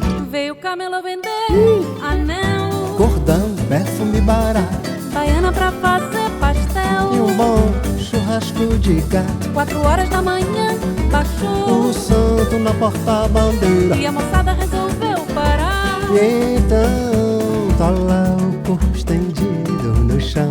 Esse dado é o mais preocupante, assim, né? Esse é o que Muito faz preocupante. com que toda a reflexão... Você falou bastante agora há pouco de intersecção, né? E eu acho que essa palavra, esse conceito, talvez é o que dê mais conta da complexidade de tudo que a gente está falando. Mas diante de toda essa reflexão, a gente pensar que um número gigantesco de moradores da cidade são estão inebriados por isso a ponto de, não é nem de concordar, é de não se rebelar contra o que aconteceu, né?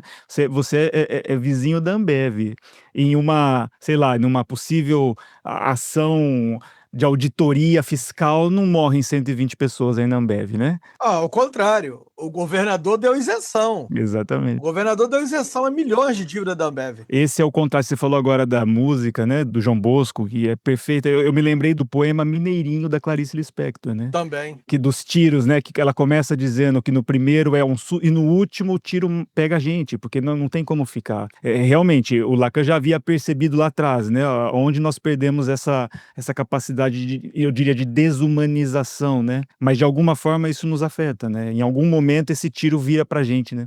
E assusta porque, assim, nós já vimos na história algumas situações onde você vai lá e desumaniza uma parte significativa da sociedade. A gente sabe onde vai parar isso, né? E hoje aqui, nos Estados Unidos, hoje você tem toda uma situação terrível lá com relação à imigração, ou na Europa, movimentos de xenofobia, né? E a gente começa a ficar assustado, fala, pô, para onde vai parar tudo isso, né? Por que tanta violência? Ao mesmo tempo, olhar para a sociedade e ver que, assim, esse corpo que é diferente, na Sociedade do Cansaço, né, ele coloca, o Li Shuhang, ele coloca lá quando ele fala do anticorpo. O anticorpo, ele não ataca o diferente, ele ataca o que faz mal. Então, por exemplo, bem falando de biologia, né, se você colocar alguma coisa esterilizada embaixo da pele ali, que não seja um agente patógeno ali, um pedaço, talvez um metal, um fiapo, e ele estiver bem limpinho, tudo, né?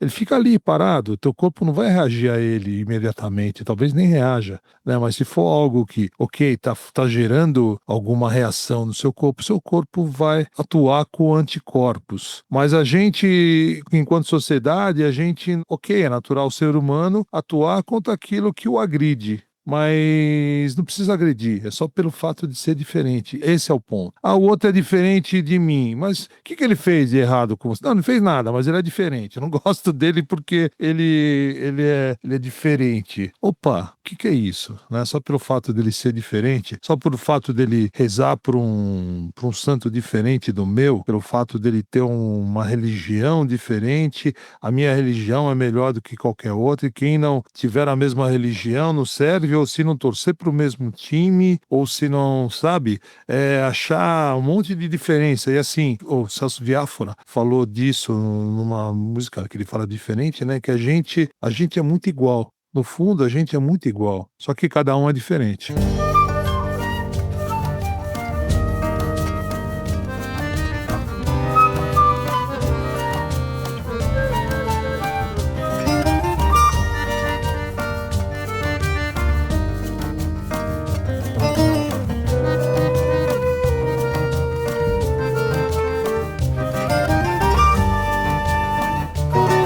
Favelado não é tudo traficante, milionário não é tudo prepotente, maltrapilho não é tudo meliante, elegante não é necessariamente tudo competente. Yankee não é tudo imperialista, paulista não nasceu tudo na moca, sambista não é tudo carioca, artista não é tudo comunista, maconheiro indecente. Todo mundo é meio assim, que nem a gente. Tudo igual, mas muito diferente. Muçulmano não é tudo terrorista, imigrante não é tudo delinquente, deputado não é tudo oportunista, retirante não é necessariamente tudo indigente. Baiano não é tudo irreverente, mineiro não é tudo come quieto, batuque não é tudo som do gueto, barbudo não é tudo comunista, militante ou presidente. Todo mundo é meio assim, que nem a gente. Tudo igual, mas muito diferente. Ai, ai, ai, ai, ai, ai, ai, ai.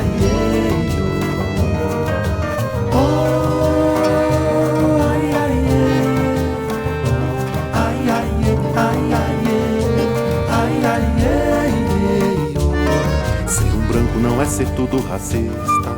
Ser um índio não é ser tudo indolente. Cearense não é ser tudo humorista.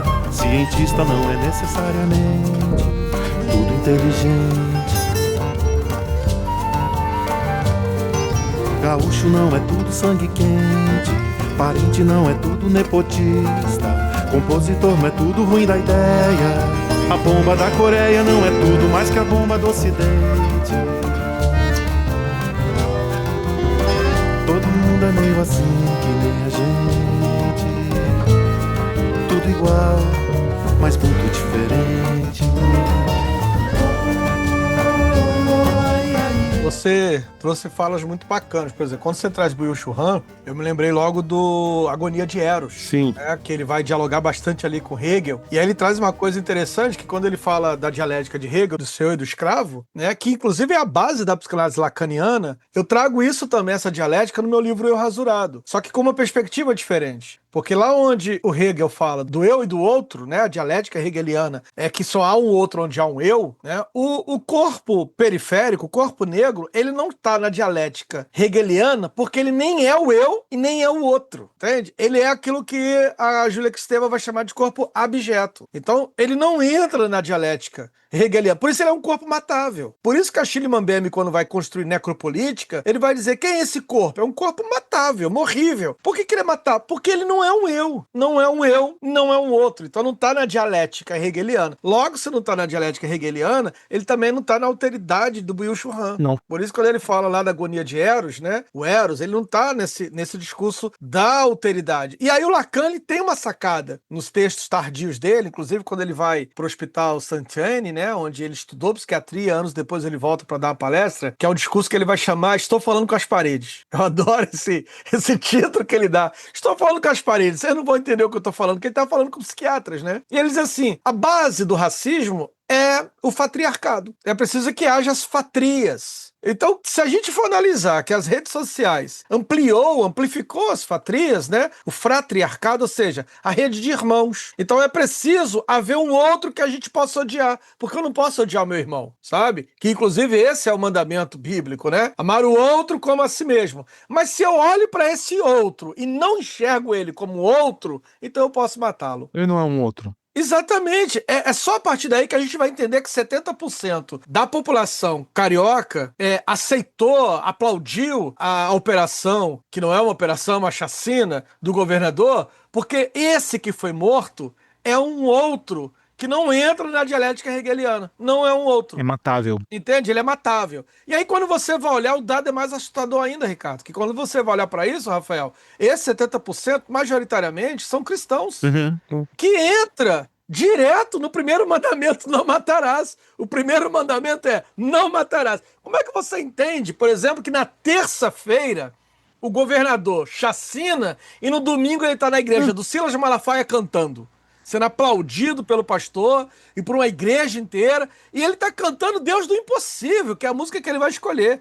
Deus do Impossível não desistiu de mim, coisa e tal, que é, inclusive, do grupo do Toque no Altar, que é uma galera que eu conheço bem, que é daqui de Nova Iguaçu, da periferia, embora já não sejam periféricos há muito tempo. Mas é a galera daqui, entende? E aí você tem um governador cantando, mata na terça, canta no domingo na igreja, a galera aplaude, todo mundo aplaude, porque quem morreu não é um outro. Quem morreu não entra na dialética. Quem morreu?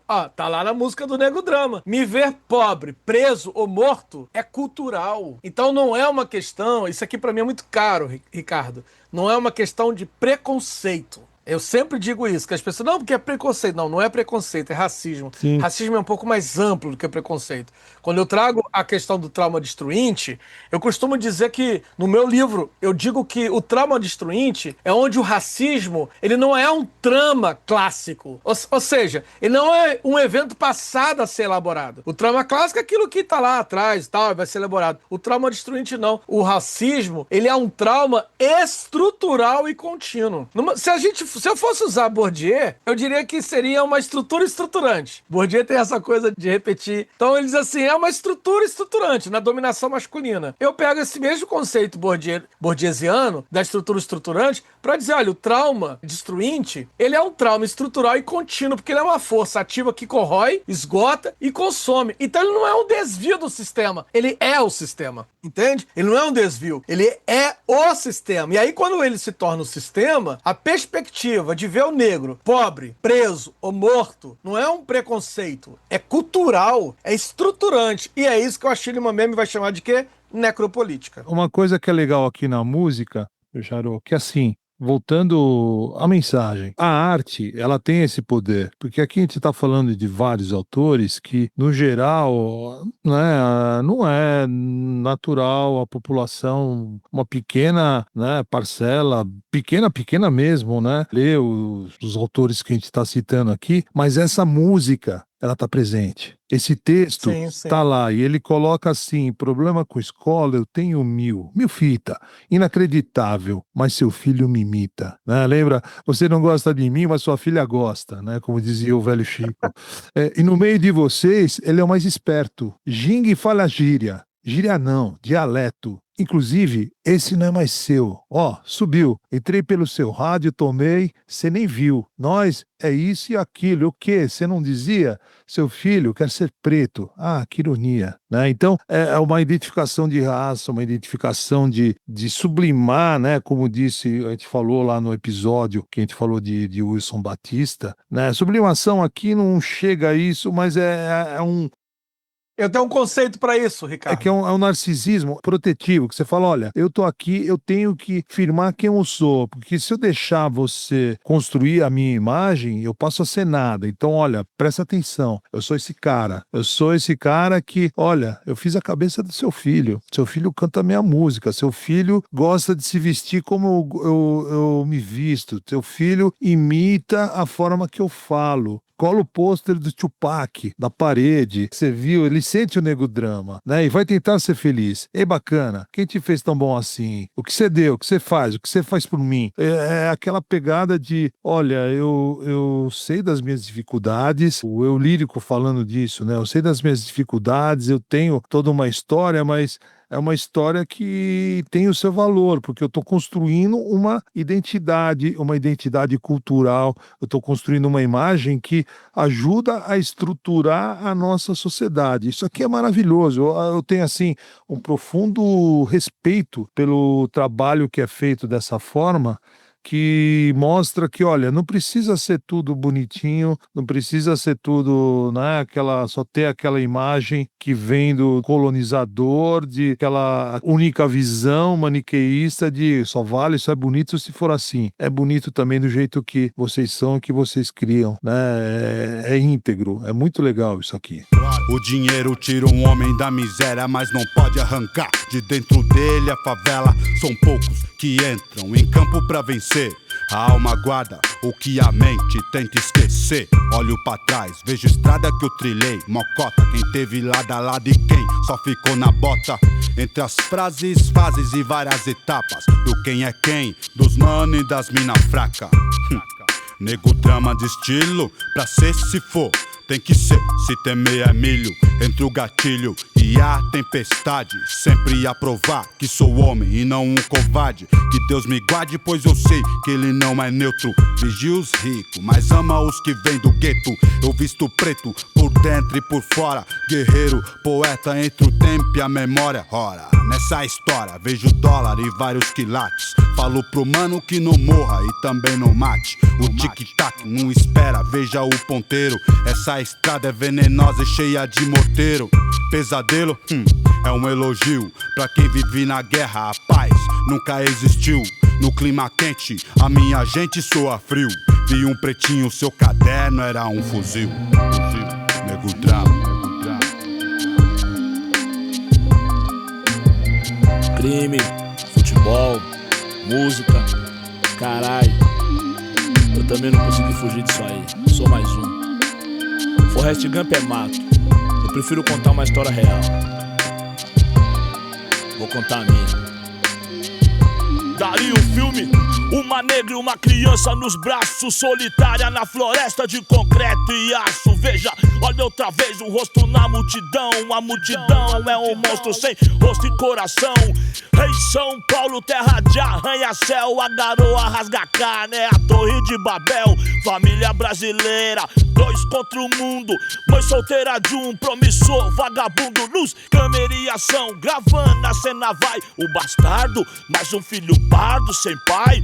Rei, senhor de engenho, eu sei bem quem você é. Sozinho cê não aguenta, sozinho cê não entra a pé. Cê disse que era bom e as favelas ouviu. Lá também tem whisky, Red Bull, tênis, Nike, fuzil. Admito, seus carros é bonito, e eu não sei fazer internet, videocassete, uns carros loucos. Atrasado eu tô um pouco, se tô, eu acho. Só que tem que, seu jogo é sujo e eu não me encaixo. Eu sou problema de montão, de carnaval a carnaval. Eu vim da selva, sou leão, sou demais pro seu quintal.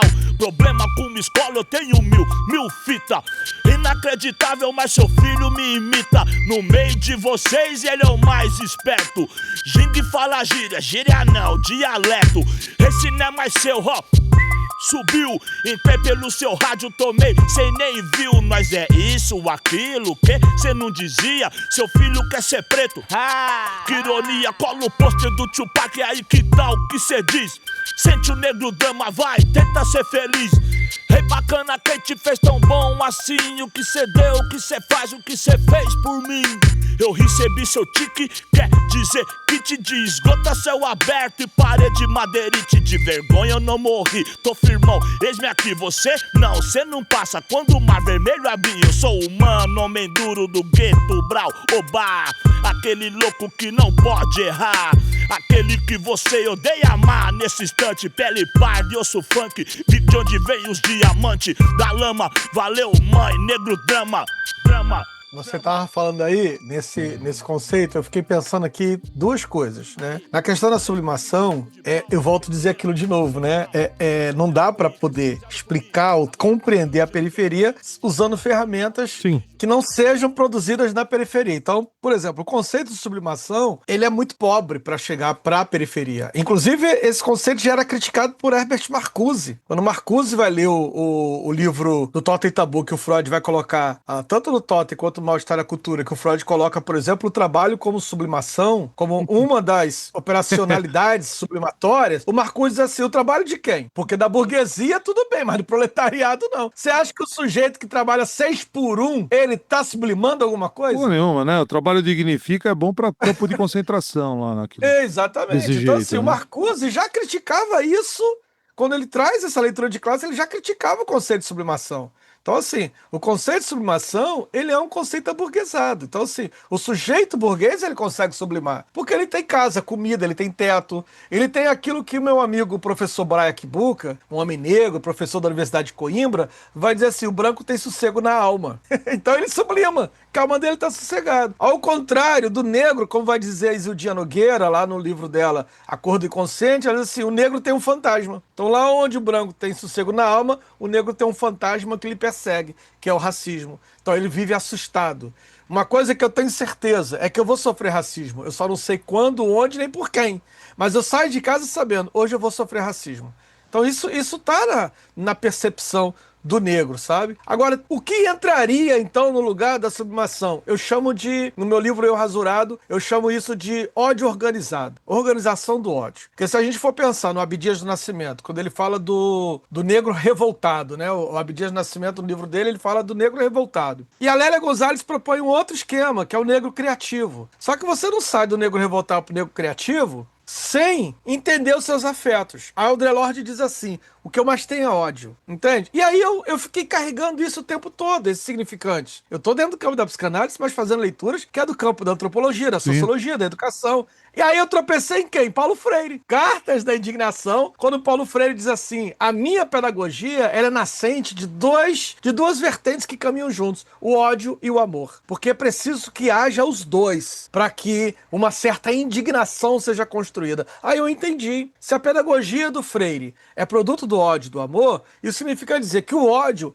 ele é um afeto potente latente na periferia. Agora veja só, eu cresci dentro de um espaço religioso que o tempo todo me dizia o quê? É preciso perdoar, é preciso amar, é preciso perdoar, é preciso amar. Até eu entender esse panótimo Foucaultiano, que isso aqui é um panótimo Foucaultiano, que só tinha uma intenção, docilizar o meu corpo, colocar o meu corpo numa posição de servilismo. Até eu entender isso, eu segui essa cartilha do perdoar e amar, só que com muito ódio dentro de mim. Até eu entender que essa posição de servilismo, ela é uma posição que vai sempre beneficiar a branquitude, sempre vai beneficiar o colonizador. Então, eu entendi que é preciso sair do negro revoltado e ir pro negro criativo. Mas como é que você faz isso? Você faz isso organizando o ódio. E aí eu entendi, por exemplo, essa organização do ódio pela periferia. O rap é o ódio organizado. Sim. Todo ódio tá no rap. Quando o Djonga fala fogo nos racistas, as pessoas pensam que o povo negro vai sair aí queimando os racistas todos. Não, a gente já queimou na palavra. Lembra que o Lacan diz, ó,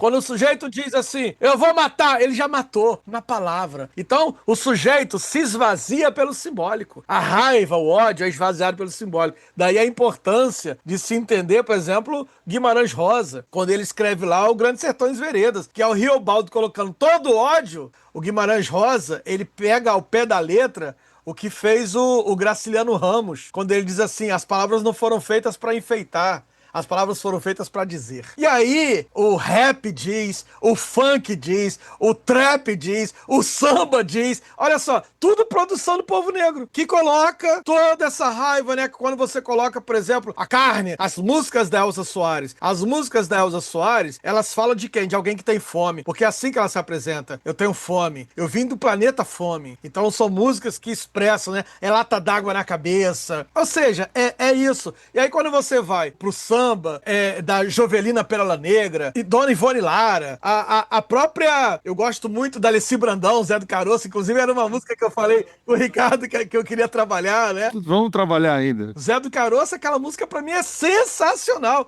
Quer dizer, essas mulheres, elas colocaram toda a força do seu ódio, tudo isso, né? A própria Dona Ivone Lara que nem podia compor como mulher, por isso ela era mestre fuleiro, né? Então, o mestre fuleiro, que era ela, Dona Ivone Lara, tudo isso tá como organização do ódio. Então, essa organização do ódio que eu trago no meu livro, né? Que ele coloca lá, eu, apenas o pivete, um preto sem perspectiva. O rap fez o que eu sou. Olha aí que coisa bacana. E aí tem uma outra parada que você trouxe. Se o rap faz o que eu sou, então eu rejeito tudo o que não é negro. Eu rejeito isso que é do pacto da branquitude. Inclusive, o que o Nego Bispo vai dizer. Quando o Nego Bispo diz assim, a linguagem também é colonizadora. Sim. Porque a gente também fala a linguagem do colonizador. E aí, o que o negro faz? Petrogrês. O português, entende? Então eu falo na tua língua... Do meu jeito. Mas você não vai me entender. Porque só vai me entender quem é da quebrada. Só vai me entender... quem fala essa língua que eu falo. Meu dialeto. Que ele disse aqui, gíria não, dialeto. Entendeu? Então, isso é fantástico. Dialeto. Então, se quem é da quebrada, o cara chega aí, qual é? Beleza, visão, pegou visão, tal. E você, estou falando o quê? Ué, mas tá falando português que você fala. Só que decodificado. É outra parada, entendeu? Isso é o ódio organizado. Eu cresci na quebrada, Jairão, né? Eu sou lá do Parque do Chaves enquanto criança, pra lá do Jardim Brasil. E eu sabia falar, sei ainda falar bem esse dialeto. E pra mim, depois, quando fui aprender línguas... Já tô experiente. O pessoal, nossa, você fala bem. Eu falei, cara, eu sei falar umas 3, cara. Vocês não têm ideia. Que a Selma me conheceu nessa época, né? A gente brincava muito. Ela admirava. Ela falou, cara, você consegue falar umas 3 línguas. Tipo, o pessoal da Zona Norte tinha um dialeto próprio. E era interessante porque a gente consegue trocar que é um dos fatores importantes para você fazer ter uma fluência, uma segunda língua, é você pensar e você vestir aquela língua como natural. Então, da mesma forma que eu tinha um português normal, que eu usava no colégio, na escola, que eu tinha que fazer prova, né, e passar, e entrar no cursinho, passar na faculdade, fazer redação para USP, essas coisas, eu também tinha o dialeto que eu tinha que falar com os brothers da quebrada, que senão eu não ia ser respeitado, não ia ser aceito, e tinha alguns circuitos, né, não eram só, eram uns 2 ou 3, você tinha que falar isso. né? E era dialeto mesmo. Dependendo, às vezes eu brincava, começava a falar assim, cara, isso. Os caras, pô, mas peraí, certo, né? É dialeto mesmo, lá do pessoal, de brincar que era índio. Eu falei na minha entrevista pro doutorado, Ricardo e Rafael, eu falei que eu dizia 4 idiomas. Que ele perguntou, quais idiomas você fala? Eu falei fluentemente 4 idiomas: português, português, espanhol e cearês. É, isso aí. O pessoal, é cearês? Eu falei, porque se eu falar pra vocês, por exemplo, que hoje eu tomei brocoió, você nem sabe o que significa. Você não tem noção do que é isso. O tempo que eu morei no Nordeste, eu tive que aprender mais outros. Entendeu? Brocoió, sim. Aliás, foi lançado inclusive um dicionário. Na época que foi feito aquele filme. Filme brasileiro congelado. Teve um filme que foi feito totalmente no Ceará, com os personagens do Ceará. Não me lembro agora qual é o nome do filme, cinema, alguma coisa. Que tiveram que lançar um dicionário porque o pessoal não entendia. Foi um filme com legenda. Vocês se lembram disso? Brasileiro, maravilhoso. É um filme com legenda, porque a linguagem toda era cearense. A linguagem toda era cearês. E maravilhoso. Eu gosto, até hoje, né? Eu pedalo bastante. E eu fazia, lá quando eu morava no Nordeste, eu morava em Recife. Mas eu pedalava pro lado de Pombos, pra trás de Gravatá, ia lá, né? Tarutama, ia pros cantos lá perto de Caruaru, uns lugares que, sabe, era interiorzão do interior de Pernambuco. Aí você chegava naquele lugar e você ia conversar com as pessoas, é outro dialeto, é muito interessante. Depois que você está há algum tempo, você acostuma o seu ouvido, você consegue falar, você consegue se comunicar bem e é divertido isso, né? De você fazer parte, de você. Isso cria conexão. Você consegue se conectar com as pessoas e aprendendo isso, você está em outro país, aprender outra língua, a língua local, teu cérebro funciona mais rápido do que muita gente imagina. Você consegue adquirir um novo vocabulário em outra língua. Minha mulher fica um pé da vida comigo, que a gente viaja. Pô, mas você sabe falar isso? Eu falei, não, mas vem comigo. Ela falou, pô, mas você resolveu tudo. Eu falei, então, dá pra falar, né? Essa língua aqui. Às vezes são as coisas meio difíceis para muita gente. Mas, enfim, essa imagem que você cria de um eu ideal aqui, que é criado esse eu ideal, que não é o eu ideal colonial, é maravilhosa, né? Esse não é o eu ideal colonizador, é um eu ideal que funciona, que é bonito, que é bacana, assim, de um jeito diferente, porque assim, a gente está acostumado, por exemplo, com a Bahia, Salvador, que o pessoal do Ilê, que tem todo aquele movimento, eles criaram, né? Eles têm essa. Agora, a periferia de São Paulo, teoricamente, pô, que o cara lá do Jardim Ângela tem a ensinar muito. Que o cara lá do Jardim que o nosso amigo lá da Vila Mazei, né, KLJ, tem para falar. Vila Mazei é do lado de casa, ali onde eu cresci. Então, o que ele tem para falar? Muito, muito. E dessa cultura urbana, né, que não tem esse vigor histórico, nossa, né, de Salvador, que veio do Império, que tem toda. Não, uma coisa criada no mês passado, na semana passada, de um monte de gente que se reúne ali, um monte de imigrante que chegou em São Paulo em pouco tempo, todo mundo jogado lá na periferia, começa a se organizar e, como você disse mesmo, organizar todo o sentimento, raiva, companheirismo também, né, de criar uma tribo ali e essa tribo ter a sua cultura. Isso é muito legal e é muito forte, sim. Eu experimento isso na minha própria trajetória, porque eu sou filho dos retirantes, né? Papai vem aqui pro Rio de Janeiro nessa época. Vovó vai para Brasília na boleia de um caminhão. Plantar eucalipto lá para Juscelino Kubitschek. Então eu sou filho, né? Eu sou filho e neto de retirantes. E aí eu falo que eu sou nordestino criado sudestino. Eu sou nordestino criado no Sudeste, né? Então, assim, essa questão dessa letra, exclusivamente essa questão do rap, né? E do samba, e do funk, e do trap. As músicas negras, elas são construídas naquilo que até a gente abriu, o Rafael falando isso da escrevivência. Eu trago um outro conceito no meu livro, O Eu Rasurado, que eu chamo de dororidade, né? A professora Vilma Piedade, ela vai criar o conceito dororidade, das mulheres negras se unirem não pela sororidade das mulheres brancas, mas pela dororidade. E eu trabalho o conceito de dororidade a partir da minha leitura de dois teóricos, que é Ferenczi e o Bion, né? Tá. Quando o Bion diz que ambos atendiam pessoas oriundas da guerra, né? Tanto o Ferenczi quanto o Bion atenderam ali as pessoas de pós-guerra. Então eram traumas muito profundas. E aí o Bill diz assim, o Bill entendeu que não era sobre tratar o trauma, não era sobre curar a dor, era sobre ampliar a capacidade do sujeito em relação àquela dor. Seria talvez assim ampliar o suporte do sujeito para lidar com aquela dor, porque você não curava essa dor. E eu entendi que o racismo passava por isso também. E aí eu crio um conceito no meu livro que eu chamo de doridade, que é quando a dor passa a ser matriz do sujeito. É a dor como matriz. Então na doridade, por exemplo, você tem o Zé Cat. Quando ele traz acender a vela já é profissão.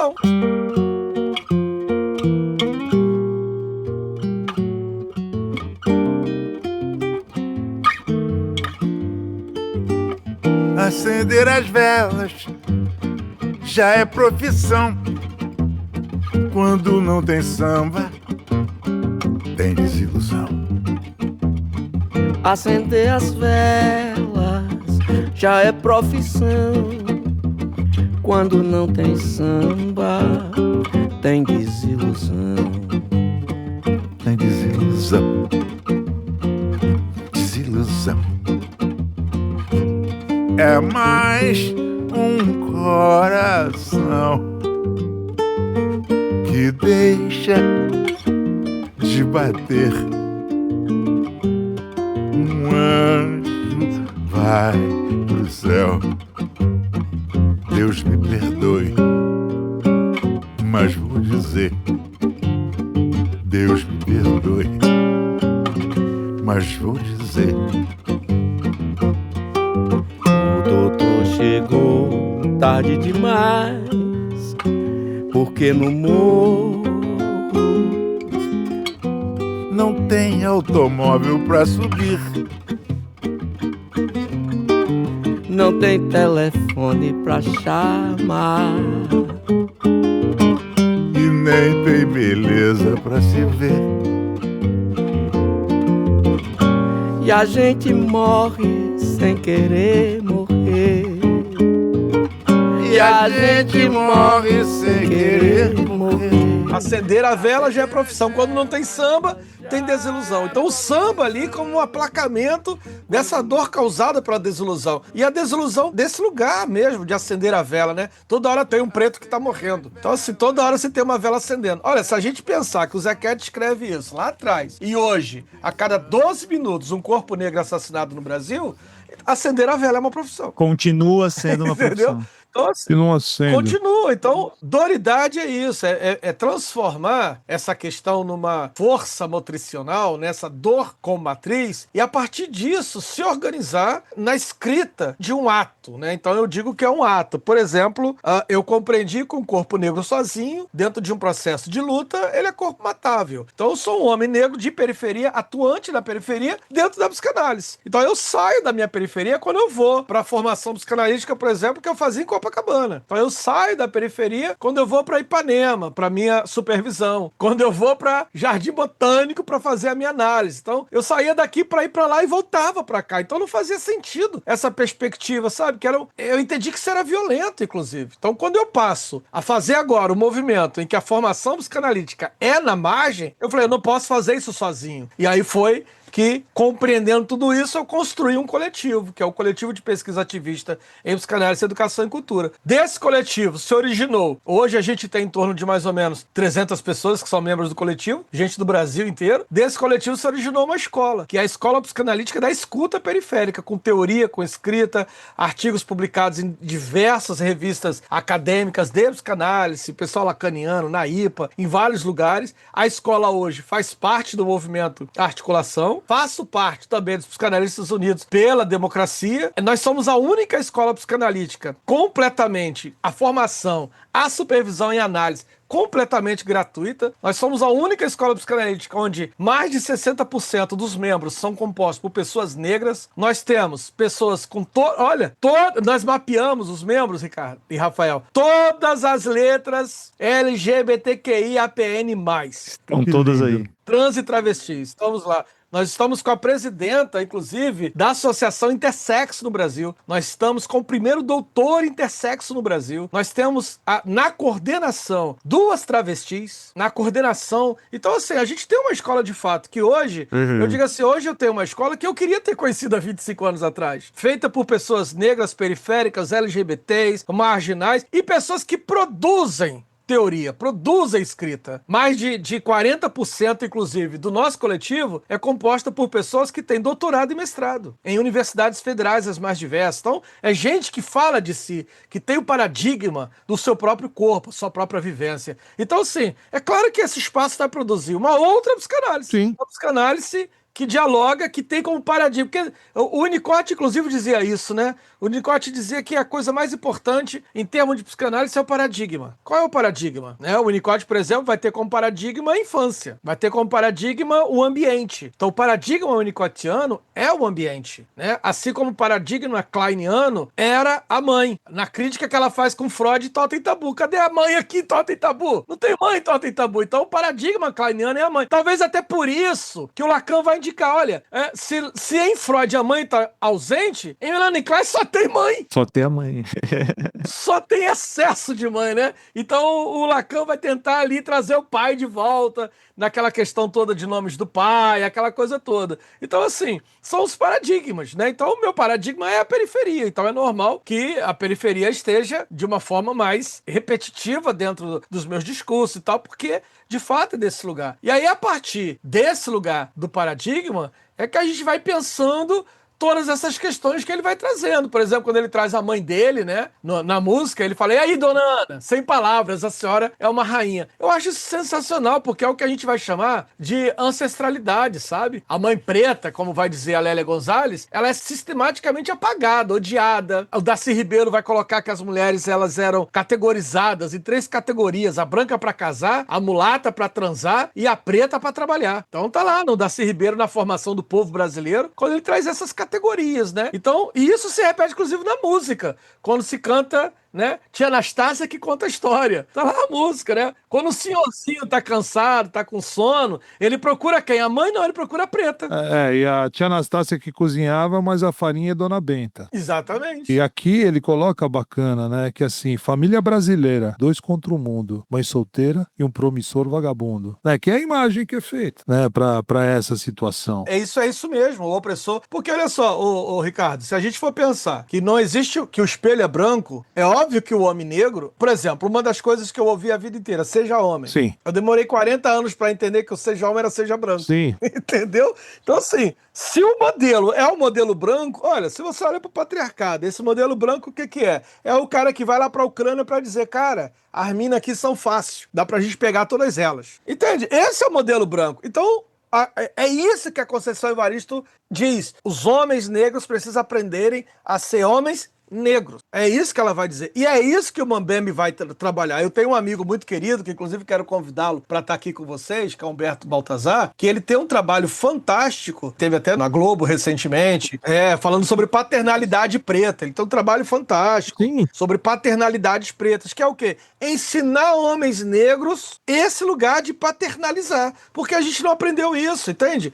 O meu pai vem de uma história do pai dele, que é do pai do avô dele, que é o quê? De violência, de abuso, de um garoto que com 9 anos de idade o pai coloca a cangalha na carcunda dele com 2 baldes de água e diz, vai trabalhar pra você se sustentar. Não tem afeto nisso aí. Entender como foi estruturado isso, né? Que todo mundo fala, não, porque a sociedade africana é toda matriarcal, não tem padre. Os escravizados eram proibidos de se casar. Totalmente. Não era pra ter afeto com o filho. Ô, Ricardo, a primeira vez que eu beijei meu pai, eu cheguei e dei um beijo no meu pai, eu saí de uma sessão, 40 anos de idade. Eu saí direto da sessão, fui na minha casa, toquei a campanha, meu pai abriu, eu fui, abracei, dei um beijo nele, meu pai chorou. Ele falou assim, eu nunca tinha sido beijado pelo meu pai, fui beijado pelo meu filho. Meu pai chorou ali, desmanchou e tal, entendeu? Olha só. Porque ele falou, eu nunca tinha sido beijado Que pelo meu pai. inversão, né? É sobre isso. Não existe uma relação de afeto entre os homens negros. A gente não tem essa relação de afeto. Porque não foi estruturado dessa forma e cabe repensar isso, e cabe entender as razões, né? Porque tudo que acontece tem um fundamento. Por que assim? Porque é assim e precisa continuar assim? São duas questões, né? O primeiro, né, vem aquele lado mais racional meu, né, de causa e efeito. Então, temos a situação, vamos entender quais são as opções, quais são as ações tomadas até aqui, o que resolve, o que não resolve, né? Falando do ocorrido na semana passada, não resolve. Né? Você ir lá e assassinar um monte de gente, não resolve. 30 pessoas foram presas essa semana no Ceará e na Bahia com uma operação realizada pela Polícia Federal sem dar um tiro, sem matar ninguém.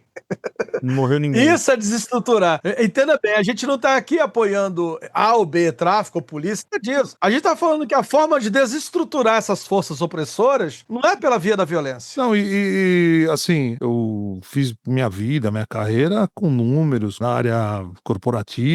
Alguém trazia uma solução, primeira coisa que, uma multinacional, vamos olhar os fatos, os números, tudo, falar, tá bom, então vamos matar o povo, tá bom. Quantos que eu tenho que matar para resolver isso aqui? Assim, totalmente contra a violência, mas vamos por esse caminho, assassinar as pessoas, matar, tem que matar uns 70 mil para ter algum efeito, que é inviável. Aqui no Rio de Janeiro, a Polícia Federal já deu os números. A metade da Alerj. Essa foi o resultado da Polícia Federal, saiu esses dias. Metade dos deputados estaduais da Alerj estão envolvidas com o crime.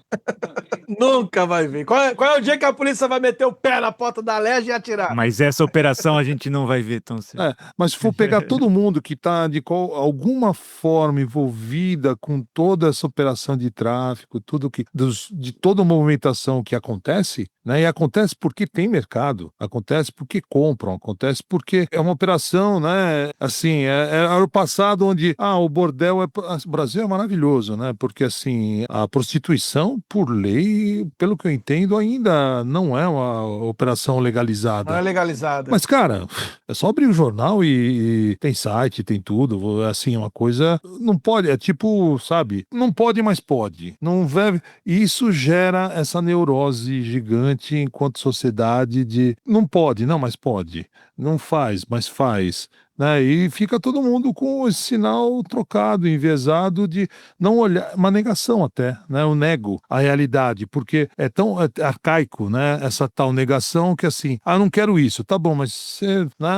Como eu disse, amigos que eu conheço que eu sei que usam, né? Entorpecentes e apoiaram, né? Em redes, tudo, a chacina. Eu falei, cara, você só quer entender, né? Alguém que consome entorpecente apoiando a chacina de traficante, não fecha a conta. Mas olha só, até essa questão de entorpecente é muito interessante, porque eu trabalhei durante muito tempo dentro de políticas afirmativas de drogas, né? Inclusive, eu fui um dos que ajudou na construção da Secretaria de Prevenção à Dependência Química no Rio de Janeiro, que é a CEPREDEC. Eu atuei durante 8 anos coordenando o Centro de Acolhimento Regionalizado de Álcool e Outras Drogas, foi construído no governo Sérgio Cabral. E aí, era interessante que a gente ouvia as narrativas assim, o sujeito dizia assim, não, eu não uso droga não, eu só sou alcoolista.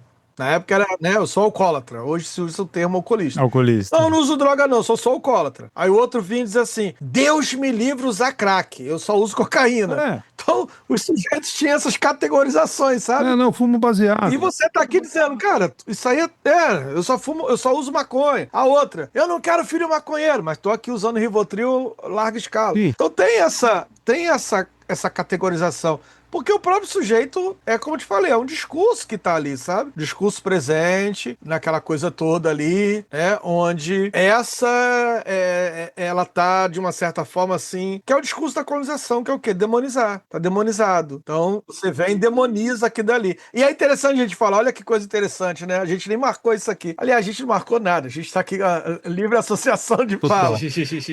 A questão da demonização nos processos que o colonizador fez, né? Então, o colonizador vem e institui. O único Deus verdadeiro é esse. Tirou esse, todo o resto é demônio, tá demonizado. E aí o rap, ele é uma coisa interessante, porque nessa música do Mano Brown, e o Mano Brown é muito, muito famoso, né? Porque tem várias músicas que ele utiliza, inclusive o capítulo 4, versículo 3, Jesus chorou, ele utiliza muito, né? Mas essa aqui, ele tem uma coisa interessante, que ele transforma o rap em uma teologia. Olha que interessante, que ele fala da mãe dele que orava, lembra? Minha mãe ora, quando eu saio, minha mãe reza e tá falando da mãe dele. Aí ele vira pra eles assim, o meu rap é minha oração. Não, ele termina firme e forte, guerreiro de fé. Exatamente, ele fala assim, olha, eu sou humano, o rap é minha oração. Aí, na época dos barracos de pau lá na pedreira, onde vocês estavam? O que vocês deram por mim? O que vocês fizeram por mim? Agora tá de olho no dinheiro que eu ganho? Agora tá de olho no carro que eu dirijo? Demorou, eu quero é mais, eu quero até sua alma. Aí, o rap fez ser o que eu sou. Ice Blue, Ed Rock, KLJ e toda a família e toda a geração que faz o rap. A geração que revolucionou, a geração que vai revolucionar. Anos 90, século 21, é desse jeito. Aí, você sai do gueto, mas o gueto nunca sai de você, moro, irmão? Você tá dirigindo o carro, o mundo todo tá de olho em você, moro? Sabe por quê? Pela sua origem, moro, irmão? É desse jeito que você vive, é o negro drama. Eu não li, eu não assisti, eu vivo o negro drama. Eu sou negro drama, eu sou fruto do negro drama. Aí, dona Ana, sem palavra, a senhora é uma rainha, rainha. Mas aí, se tiver que voltar pra favela, vou voltar de cabeça erguida, porque é assim que é, renascendo da cinza, firme e forte, guerreiro de fé. Vagabundo nato. Quando ele fala que o rap é minha oração, você tem aqui uma nova teologia. E eu já te falei, né? Minha formação é teologia. Sim. Minha primeira graduação é teologia. E aí o que acontece? Quando você tira o rap desse lugar, tira esse ódio, organiza esse ódio, transforma isso no rap, você transforma isso numa praxis. Sim. Não é à toa que eles ganharam, inclusive, o título de doutor honoris causa por conta disso, porque o rap é uma praxis. E é uma praxis política. É muito humano. Saiu. Política e cultural, né? É maravilhoso isso. Sim, a gente teve muitos garotos, meninos e meninas que saíram dessa colonização, que também é uma colonização, né? O tráfico também é uma colonização. Sai dessa colonização por conta do rap, da força do rap. E é uma força poderosa, porque o que se prega é assim, olha, se você for do tráfico, você vai ter dinheiro, você vai ter riqueza, você vai ter... E aí vem um mano de BMW, de cordão de 1 quilo de ouro no pescoço, sem nunca ter vendido nada. Com rap, entende? E o cara veio com uma outra praxis, o cara assim, caraca, né? Que é até o que o Emicida fala com o Luciano Huck, numa parada lá, que o Luciano Huck fala, pô, mas vocês andam de ostentação, com ouro no pescoço, o Emicida fala, meu irmão, o ouro é nosso. Vocês é que foram lá e roubaram. Eu queria que cada mano preto andasse com 2 quilos de ouro no pescoço, porque o ouro é nosso, entendeu? Então essa parada é muito poderosa, porque olha só a praxis que eles dizem, cara, eu tenho um BMW, eu moro bem, eu tenho isso, eu tenho tudo aquilo e nunca vendi droga, mano. Eu ganhei isso com a música. Cara, isso causa um ódio, porque tem essa parada, inclusive em pesquisa. Aquele mano que pesquisa o funk, que eu esqueci o nome dele aqui agora, ele é sensacional. Inclusive ele foi chamado até pela Lesp, lá naquele debate lá sobre a criminalização do funk, né? Que ele diz assim, cara, vocês odeiam a gente. Eu vi o discurso dele, é muito bom. A gente tem tudo que vocês têm, sem precisar matar ninguém, sem precisar subornar, sem precisar. A gente tem com o quê? Pela arte. Sim. Sabe o que é você ter isso? Pela via da arte. Então, essa teologia, né, o rap é minha oração, que traz uma praxis política que é assim, se lá atrás a mãe dele, a reza da mãe dele é uma súplica por uma salvação divina, o rap é a salvação terrena. Isso é sensacional, entende? O sujeito não tá mais esperando algo futuro, é aqui, ó. E ele leva a sério essa teologia, né, Jairo? Porque em dado momento ele diz assim, que Deus me guarde, pois eu sei que ele não é neutro. Vigia os ricos, mas ama os que vêm do gueto, né? Ele vai com o dedo na ferida, né? Não, e aqui ele coloca também, viu, Pretinho, seu caderno era um fuzil. Né? O cara trocou o fuzil por um caderno, né? Vou fazer rima, vou fazer poesia. Os caras são poetas. O P do rap é poetry. É poesia. É poesia. É O cara faz poesia com ritmo. Puta ritmo. A última, por exemplo, do Djonga, ele começa a ser essa porra aqui não é pra afagar o ouvido de vocês, é pra fazer sangrar. Tá lá na poesia do Djonga, entende? É ali, ó, rajada. Já dá a régua de cara, é isso aí. Não, ele fala, é rajada, ele fala, é rajada. Só que a diferença é que minha arma é um papel, é isso, é rajada. E isso é tão potente, Rafael, que eu digo que essa praxis política é a praxis que sangra o ouvido da branquitude. Porque, por exemplo, quando você vai pra universidade, universidade, você que inclusive orienta a pesquisa, quando você vai para... Eu achei bacana isso de você pegar uma pesquisa e dizer, caramba, essa pesquisa me fez entender. Quer dizer, retira você desse lugar em que você é o orientador, em que você é o doutor e você se torna aprendiz. Porque isso, de fato, é o papel da educação, né? Que o Paulo Freire vai dizer, em que o mestre é aluno o tempo todo. Entendeu? É isso que o Paulo Freire, quando evoca para os professores bancários, né, educação bancária, é aquela em que a coisa tá dada. Você é aluno, eu sou professor. E aí vem a periferia e arranca isso, onde todo mundo ali é aluno. Eu sou aluno, você é aluno, o outro é doutor, mas também é aluno, o outro é pós-doutor, mas também é aluno, porque a gente está aprendendo junto. É isso que ele fala assim, não se educa, não se ensina, se aprende junto. Ninguém educa ninguém, não é isso que o Paulo Freire fala? Ninguém educa ninguém, a gente se educa juntos. E assim, eu entendo que o papel da universidade é gerar conhecimento. Não é só repassar conhecimento, porque senão a gente já está aprendendo Aristóteles ainda, se for só isso. Ia estar só repetindo o mesmo conceito, né, lá dos gregos, né, não tinha, né, a gente estaria usando ainda algarismo romano para fazer conta. Mas não, o papel da universidade é trazer conhecimento, é discutir, é entender o que está acontecendo. Peraí, é assim, ok, aprendi, mas a partir do momento que eu aprendi, precisa ser assim, pode ser de outro jeito. É interessante isso, né, de questionar. Você tem essa coisa dentro da academia que é a heurística, né, a coisa de... Sim. Que pesquisa é essa, sabe? Que era uma coisa que, inclusive, eu questionei, né, até um grande psicanalista aí, quando ele fala, eu fui lá na periferia fazer pesquisa, eu falei, cara, vocês vão continuar repetindo essa lógica de usar os nossos corpos como objeto de pesquisa? Então você sai do condomínio, os que saem, a maioria faz pesquisa da janela do apartamento. Sim. Nem se suja de mundo. Remota, né? Então assim, o cara vai lá, pesquisa e vem. Tá, e o que a tua pesquisa produziu nesse lugar? Porque é isso que a gente tá falando, sabe? Por que o rap é importante? Porque ele é uma produção, ele é uma praxis nesse lugar, ele transforma pessoas naquele lugar. Então o verdadeiro pesquisador, ele é aquele que se compromete em devolver essa pesquisa, sabe? Eu me lembro que eu convidei um determinado psicanalista para um evento que eu fiz na universidade e ele me cobrou X valor. Eu falei, professor, o senhor viu que o evento é gratuito? E é pela Universidade Federal Rural do Rio de Janeiro? Ele falou, vi, mas é que eu vou fazer a elaboração disso. Enfim, ele tentou justificar. Eu disse assim, o senhor é professor de uma universidade federal, né? Ele falou, o senhor fez graduação federal? Fez. Mestrado, doutorado? Fez. Falei, quando é que o senhor vai devolver pro povo aquilo que o povo pagou? Falta isso, essa perspectiva, sabe? Sim. De que isso precisa ser devolvido. Ô, Ricardo, eu fiz uma conta simples. Eu estou há mais de 20 anos na psicanálise. Eu fiz uma conta simples. Você falou de números, eu me lembrei aqui. Eu fiz uma conta simples com um amigo, assim, numa brincadeira.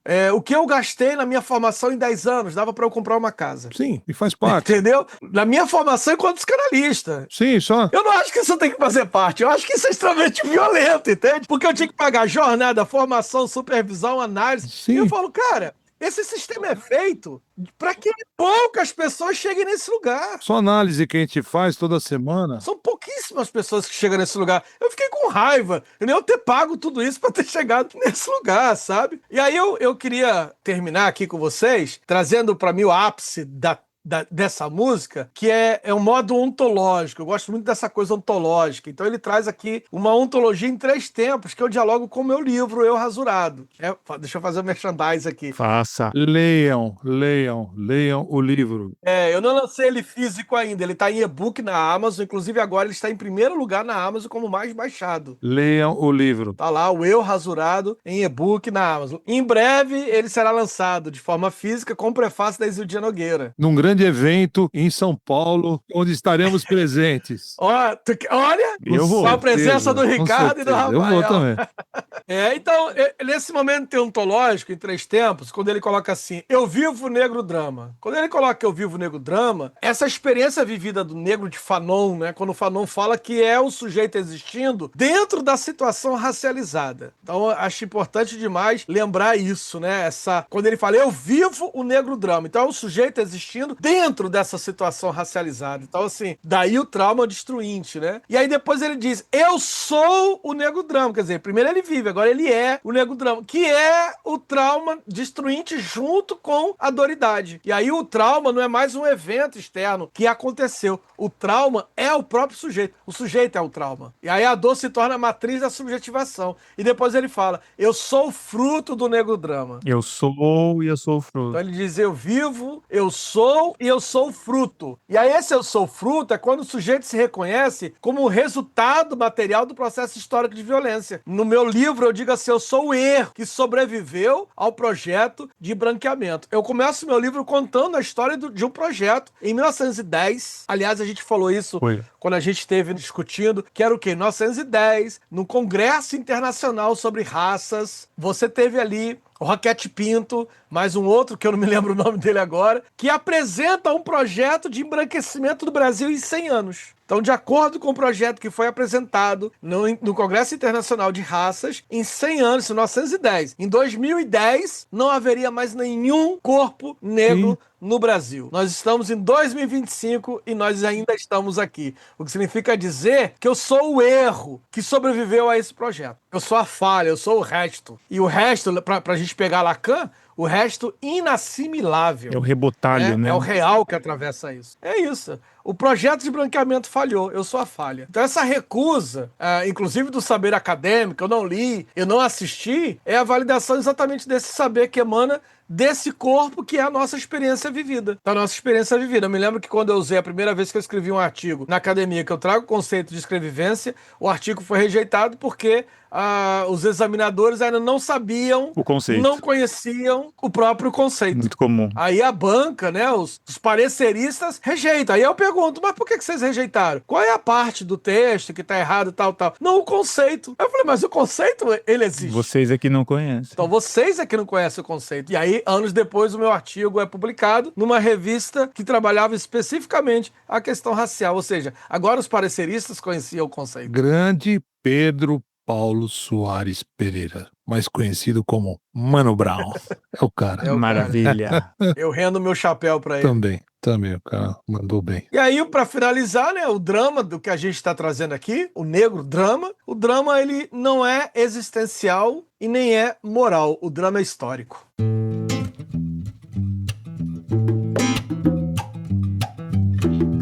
Hey, oh, não só muito importante como muito interessante. Oh, oh, hey. Não sou o movimento negro, sou o preto em movimento. Todos os lamentos me fazem refletir sobre a nossa história marcada com glória e sentimento que eu levo no peito é de vitória.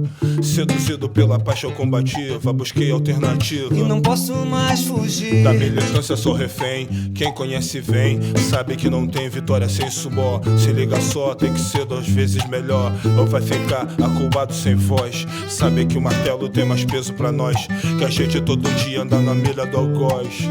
Por amor à melanina, coloque em minha rima versos que deram a volta por cima. O contato em cima contamina aqueles que ganham com uma vida em liberdade, de verdade, capacidade pra bater de frente e modificar o que foi predestinado pra gente dignificar o que foi conquistado, mudar de estado, sair de baixo, sem esculacho, é o que eu acho. Não me admiro nos padrões que acham que os irmãos como os vilões, na condição de culpado, ovelha branca da nação que renegou a pretidão.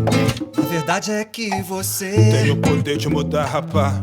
Então passe para o lado de cá, vem cá. Outra corrente que nos une, a covardia que nos pune. A derrota se esconde no irmão que não se assume.